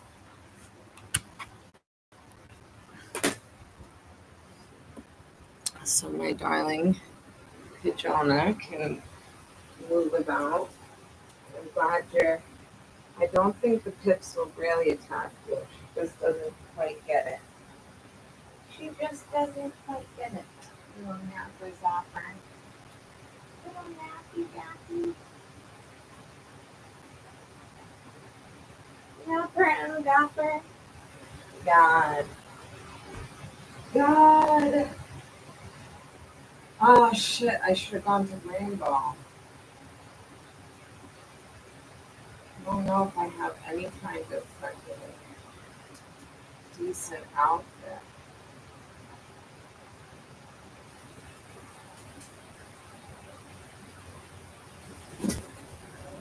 I guess I should shower because I haven't showered in quite a while.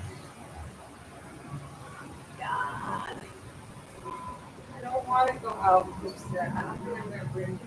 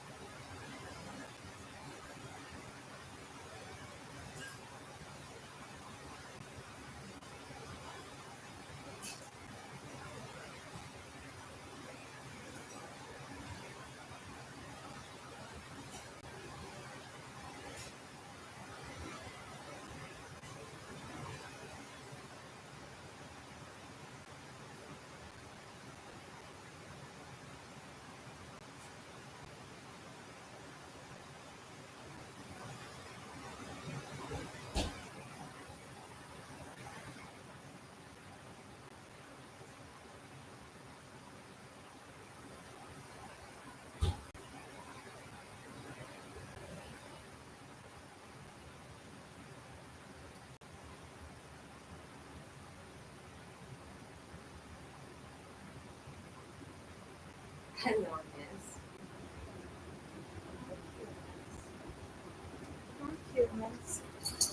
You're not disturbing my bird, are you? Okay, so that's your other place that you like to hang out, Miss Ash? Okay, well, I'll have to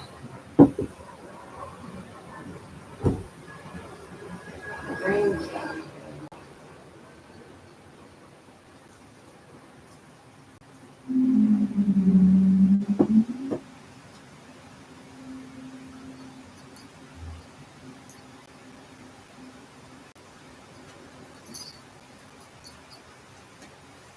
See if we can distill the.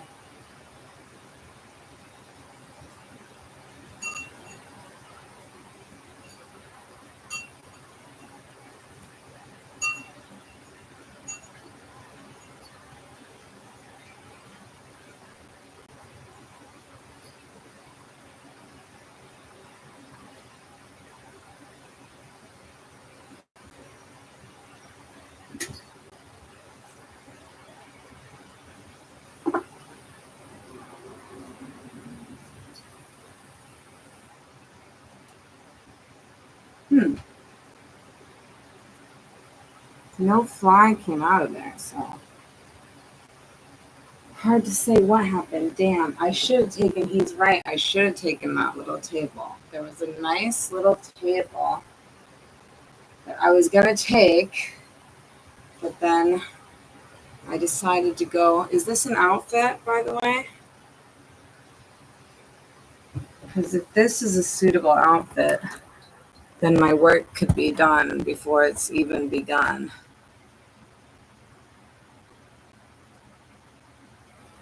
That would be relaxing to be myself. I don't know if that's the word for it.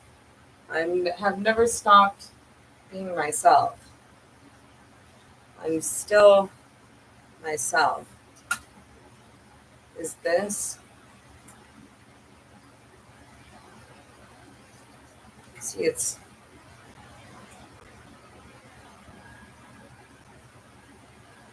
casual.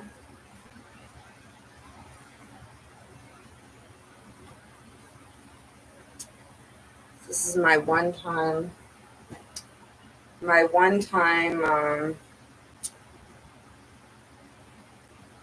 lover slash guitarist,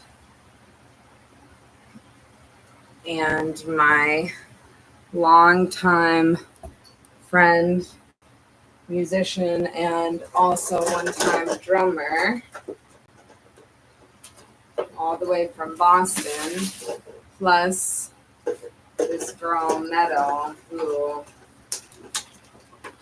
was dating my friend. We have played shows together, but apparently she does not want to hang out with me one-on-one, which is fine. Totally fine. Doesn't bother me, does it?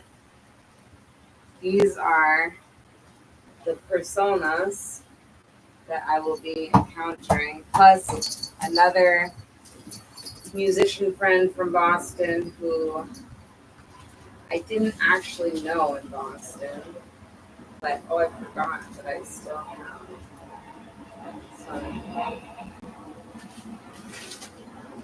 I'll do it. Where did I put my lighter? These are the personas who used to live in my building.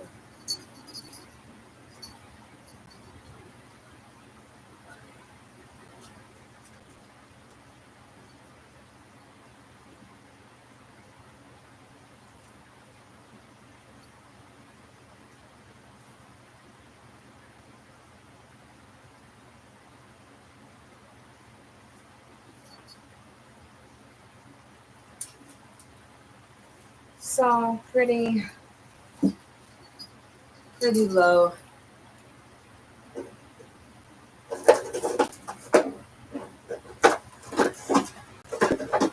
I think it's good for me to go. Doors are at 7:30.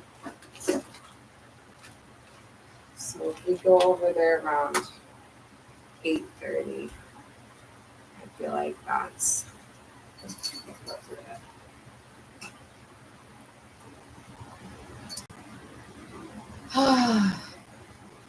Ashy, why were you flying okay and now your flying has gotten worse? What's up with that? I think we have to give you wing massages. Oh, that would be relaxing. Are you talking about my outlet?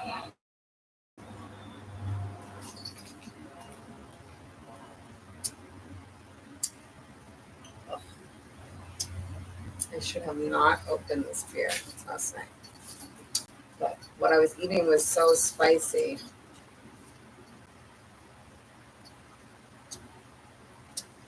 I don't want to look. Yeah, I need a real casual outfit. A casual outfit that says, I don't care, I'm barely here, and I might be leaving at any moment. I need, that's the presentation I'm going for, is I just kind of stumbled in here, and I'm going to stumble out of here in a moment. And hopefully I can withstand socialization for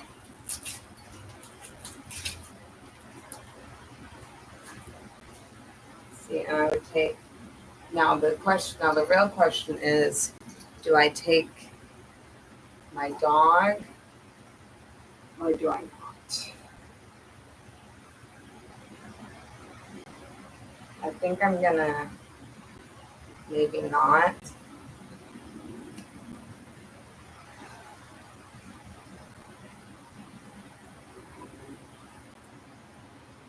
Because also it's so close that if I'm having a good time and I decide that I want to hang out and stay for longer than a drive-by, I could always come back and get her. So, but I just hope there's no pigeon dog, because Pippi doesn't understand Ashy's condition of not being able to fly and how terrorizing it is for her. She used to have Harry Nilsson who could fly enough to fly over her, and she actually did like pretty good. The two of them were doing pretty good together, I thought, in terms of peaceful interspecies playtime. But I don't think she's getting that Ashy should be able to fly, and she can't fly. And it's probably very scary for her to have. She doesn't even like me handling her, and I handled her since she was a baby. So she's definite, and the Pipster is not so gentle and demure in her play style. God, that freaking shit is gross. This beer is like so gross now.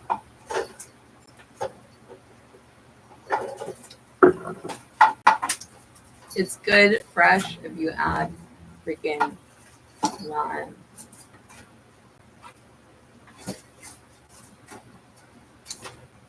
Strong message. Dave Rodriguez, I wonder who's the moderator. Is somebody giving people these crowns with the numbers? I think Cheeto might be my moderator. What? Like, I thought it was something that YouTube was doing, but A. Rodriguez would probably have a number, wouldn't he? Hello? Because I don't know. I don't know how the crowns and the numbers works. Excuse me. Excuse me, miss. I have to get you in the frame, of course. Look at what a mess. Like, why can't I just make my freaking room, even just this one room, a nice little oasis for myself? I saw something on Instagram that said like most 30%, I think it said 30% of men leave their mattress on the floor for 3 months following a move and don't like set up a bed in the bedstand. And I'm like, so that makes me 98% worse or than 30% of men. And why did they make that? What about women? I guess that's saying that women would never do that. Well, what about me? Okay, I'm a woman and I treat myself like a teenage boy, and I don't know why. And where's the studies on me? I want to be a real woman like the rest of them. What kind of program do I need? What kind of training? Can anyone train me? Am I untrainable? Why? Why do I treat myself the way that I do?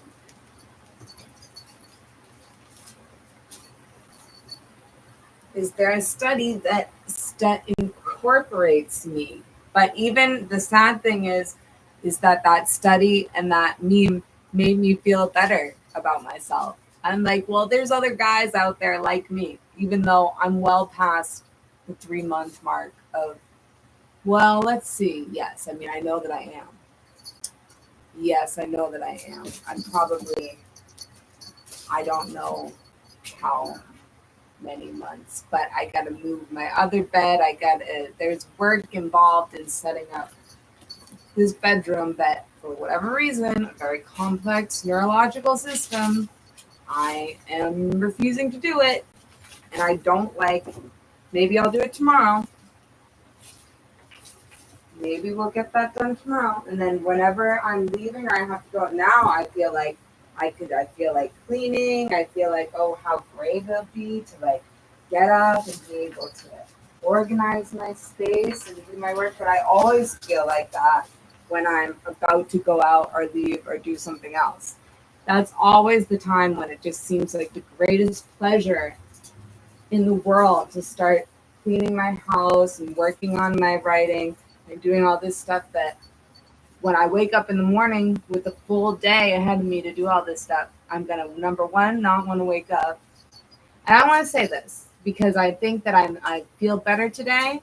And I think tomorrow is going to be a beautiful day of gratitude and working and feeling grateful and happy to self-care and clean and cleanse my space. But a lot of times when I have the time and the functionality to do all that, I feel like I would rather lay in bed in my own filth and watch reality TV. I don't know, but I think I just need a little time of recovery from I'm feeling good. It's good to interact with others. Hipster is introducing me to all kinds of new friends. Positive. I can't help but have positive interactions out on the street because of her. So, and I am excited. So I'm just gonna. And you know what? I could come back. I could go and watch their set and leave and come back and start doing productive stuff tonight. I can do whatever I want to do. I am in control of my life and my peace and my happiness.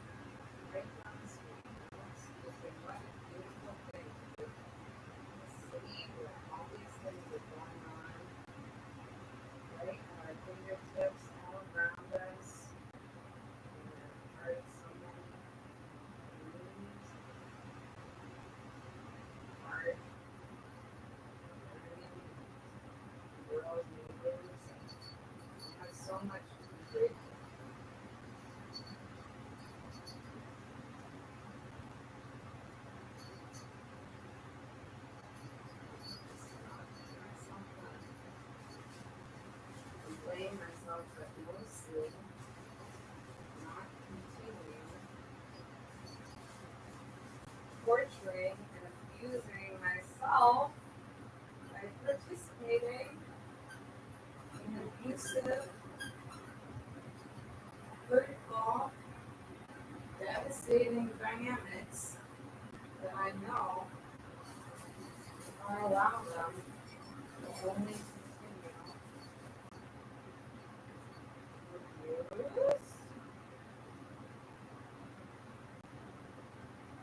Me.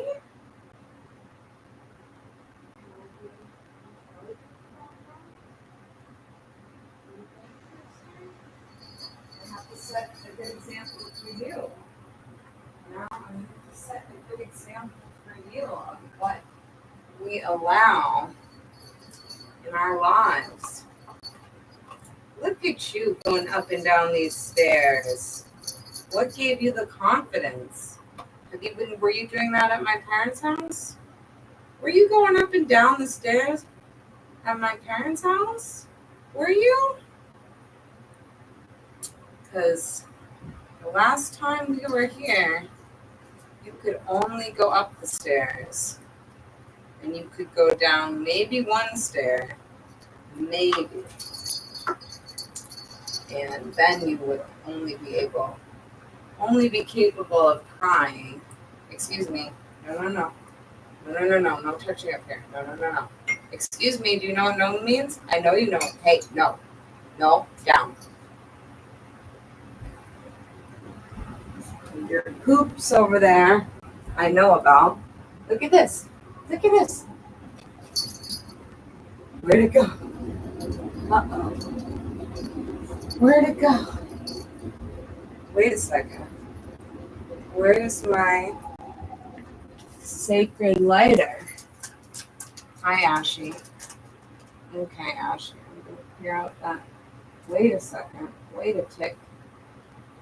I just saw my sacred lighter up here. Did I see it and move it? Did I move it somewhere? Oh my God, burning my eyes. What the heck? Hey. No, Pippi. You are such a little devious. Oh my gosh. You are misbehaving. You are being a bad girl. On purpose. A purposeful bad girl. Much worse than an accidental bad girl. Now what the heck? Did you move my lighter? Now what the heck did you do with my lighter? Did I bring it down there? I know you took my little. I know you took my little yellow one and put it somewhere. I could bet on that. But my sacred one, I just saw up here. I just saw it. Did you do something with that? Did you do something with that? You little weasel. You little measle. I'm torn on bringing you to the show.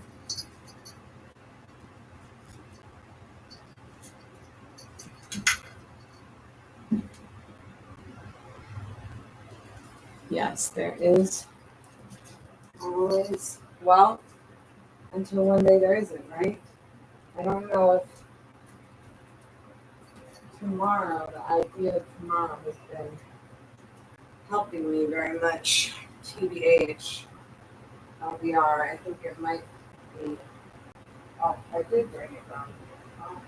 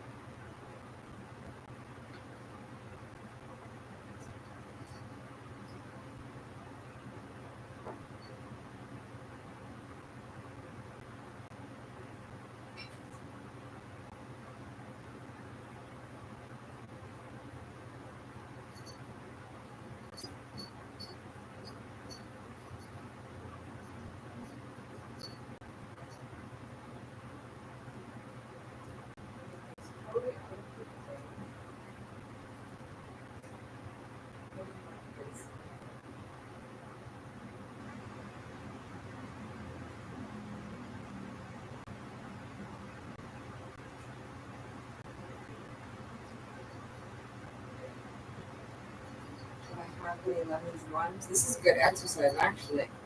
Just walking up and down the stairs, not for me, but for the hipster. Could I tell her, did you rip this like that? Oh my god.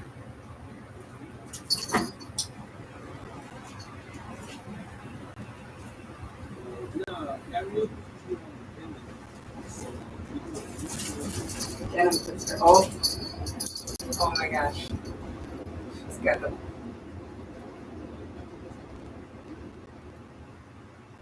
kill it.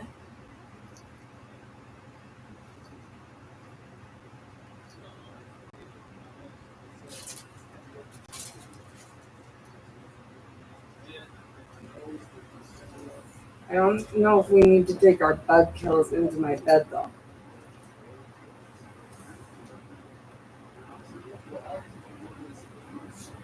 We're not gonna leave bug carcasses. Oh my god. Did you kill it or is it still alive?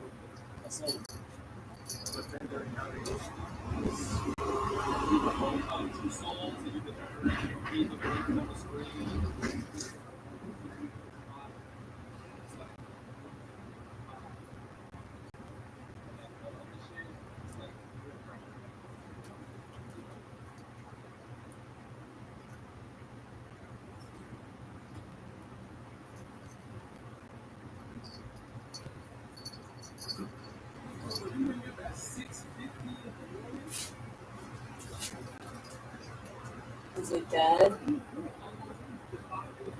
What are you gonna do with it? You're not gonna leave it in my bed now, are you?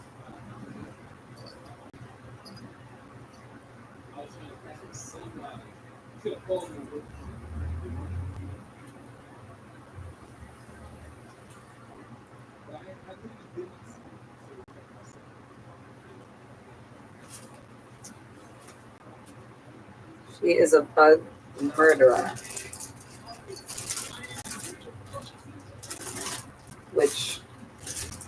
I have trouble with. So, bug murdering, I accept.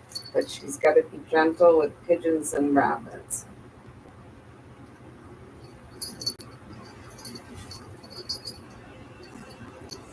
Dude, what are you? I don't want to find bug carcasses in my bed, though, also. What are you going to do with that thing?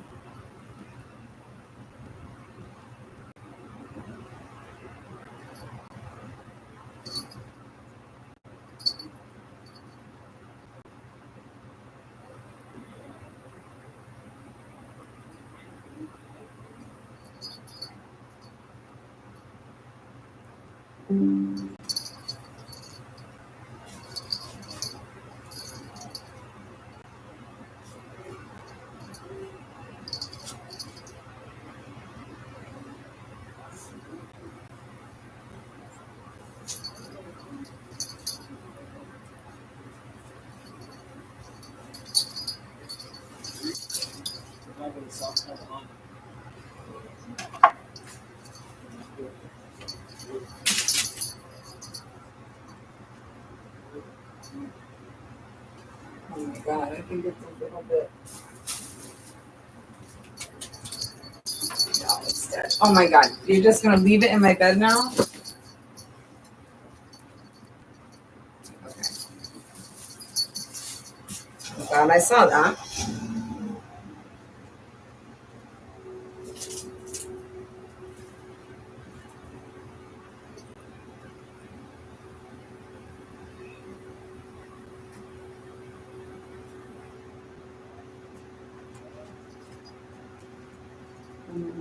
Look at Pips.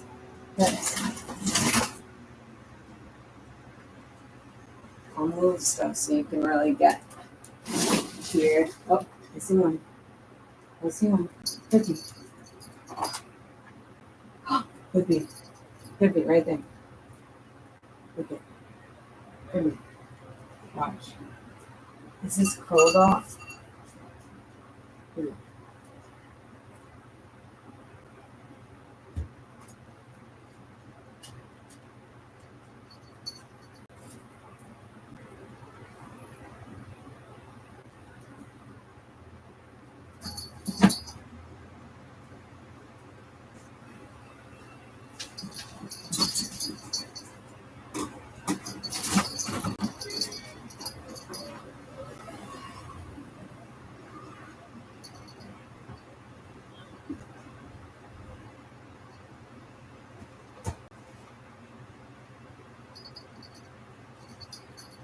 Oh god. Another one in my fucking bed.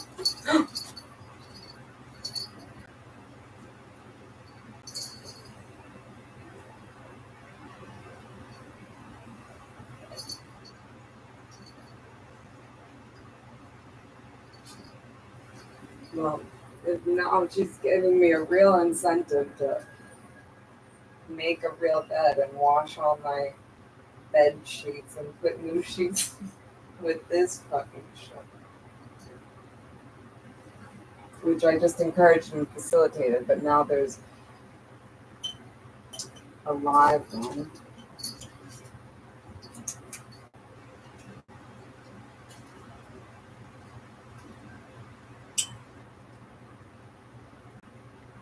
A live kill going on my bed set. This carcass I'm gonna move into. Maybe I'll make necklaces. I've had an idea for a long time to make necklaces out of her kills.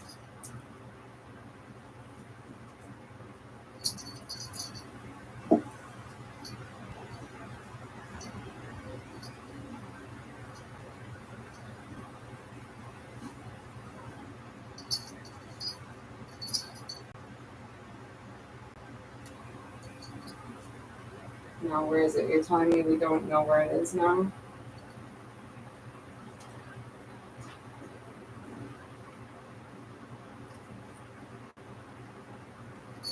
Is that what you're telling me?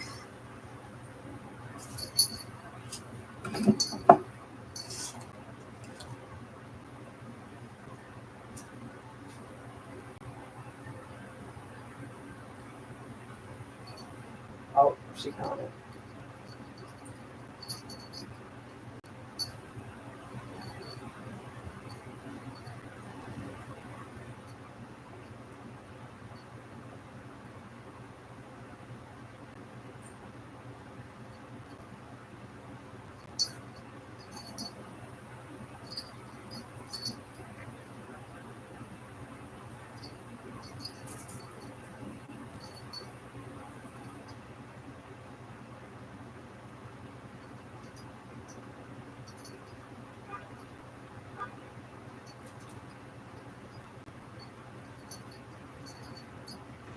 Please tell me.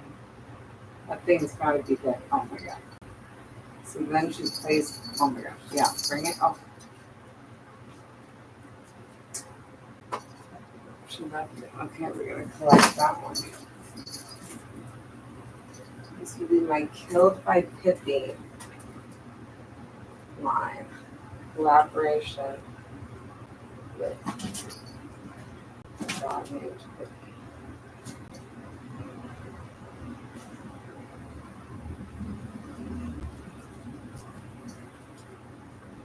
If I can get out of this one. I'll put pieces to it. But as my friend Robin told me,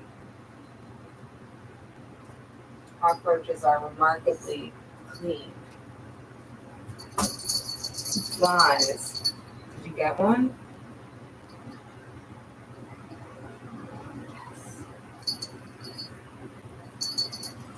According to Mike, these are water bugs that come in the building when it gets wet. And there was suddenly, I don't know, there's a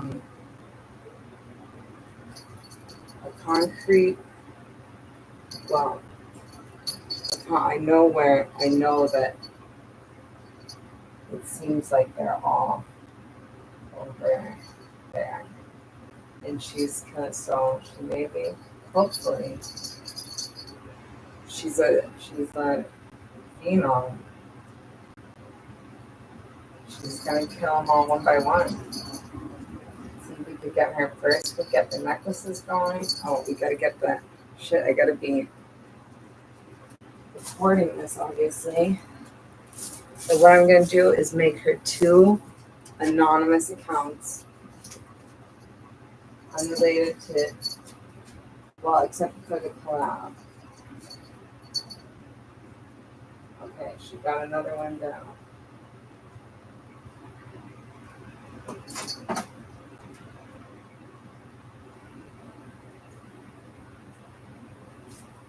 $8:38. Uh-oh. Now we gotta go. 7:30. That means you're starting at 9 in my book. I think that's what it means, isn't it? So I just want to do this.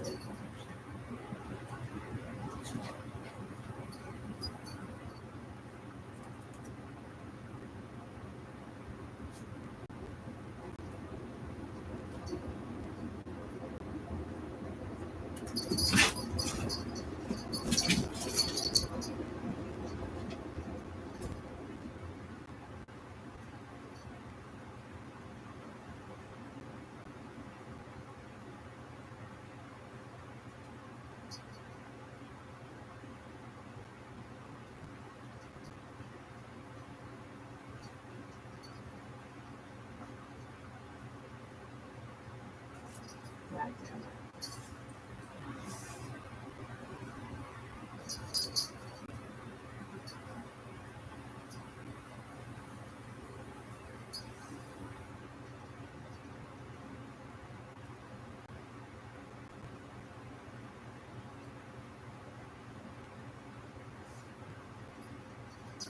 Oh, well, record.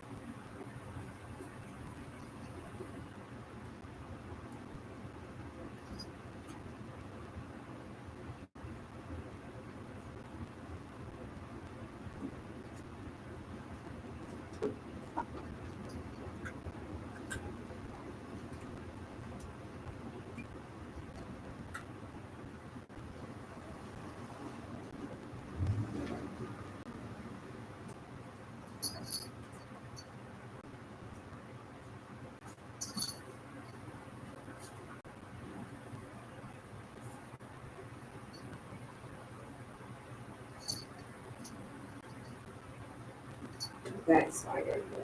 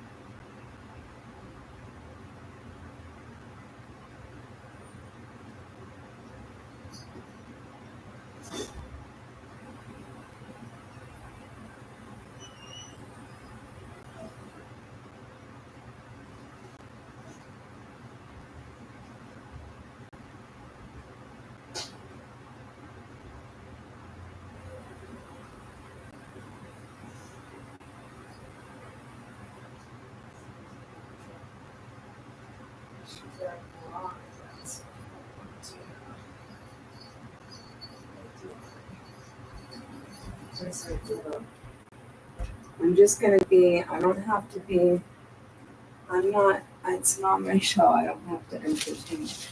See, that's the thing, it's like these days, I just can't get myself worked up at all. I have to be just very chill. I'm not in no need for me to entertain anybody.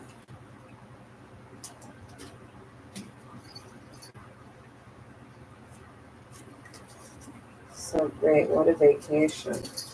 It's such a vacation to go to someone else's show.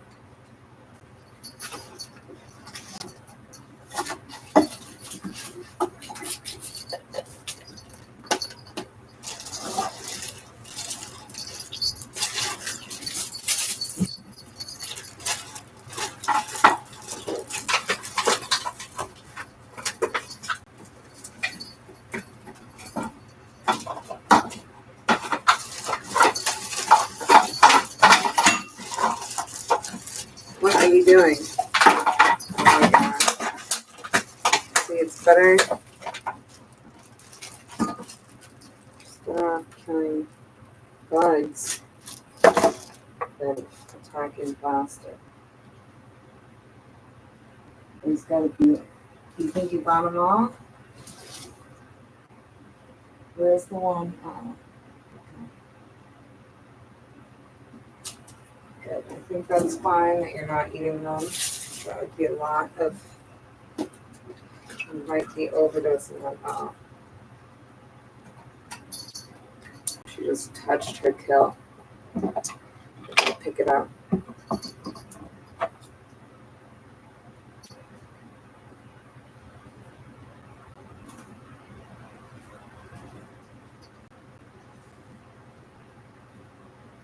No, no. Where's the? Okay, that one's good. You killed that one.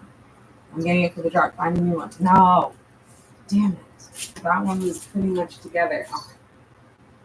Okay, I can't take the bodies away in front of her. New revelation.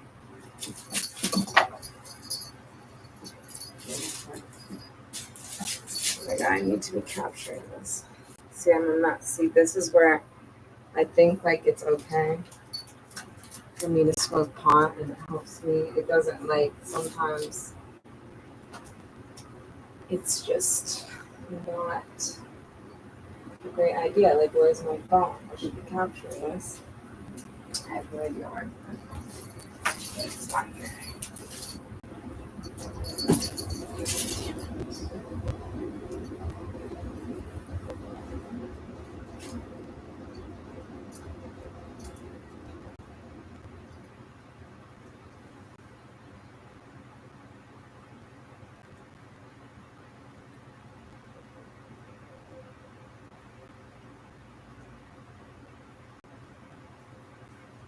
I'm gonna do a jewelry collaboration with this dog. Where did you put the carcass?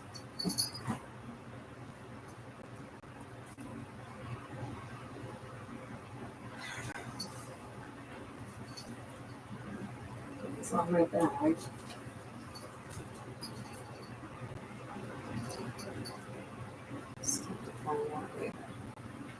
Don't pee over there.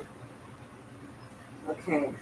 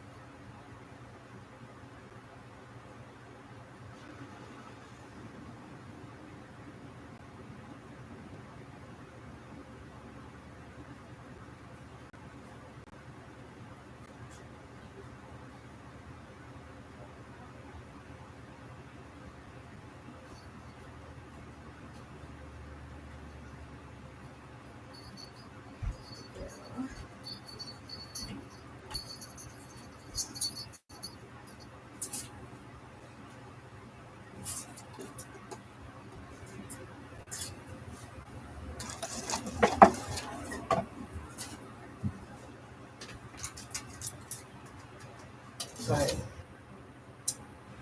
in case. I wish I had a girl. Nothing to it.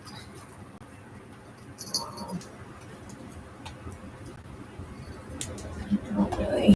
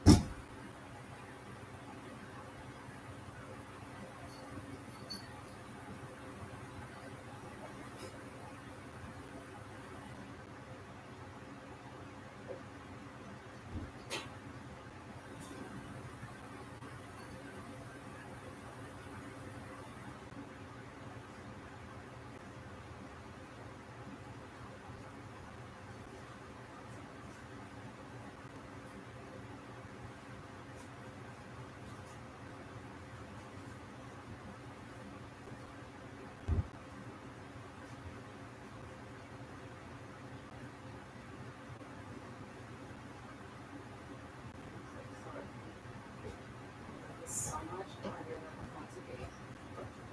I should not have got hot.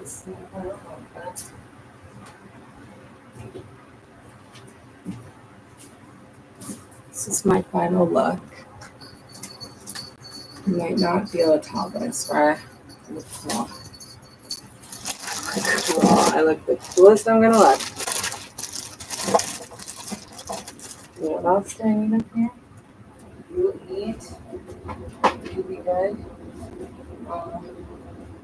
I got it. I'll be right back. I'll be right back. I'm sorry. Oh, good girl.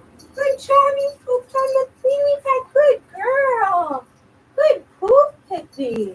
Good job. Make sure you do that again, and if you have to pee, do the same thing. Good job. Uh-oh, be careful. Okay, good girl. No, we don't want to spread it around. Good girl. Good girl, Pippi. Good girl. Good girl. Good girl. I'm so proud of you. girl, Pippi. Good pooping on the pad, Pippi. Good pooping. Okay. Now I have to go out and I will be back. And I might come right back. Okay?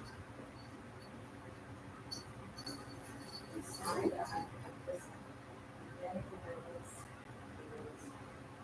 I don't know whether it was something to my dog.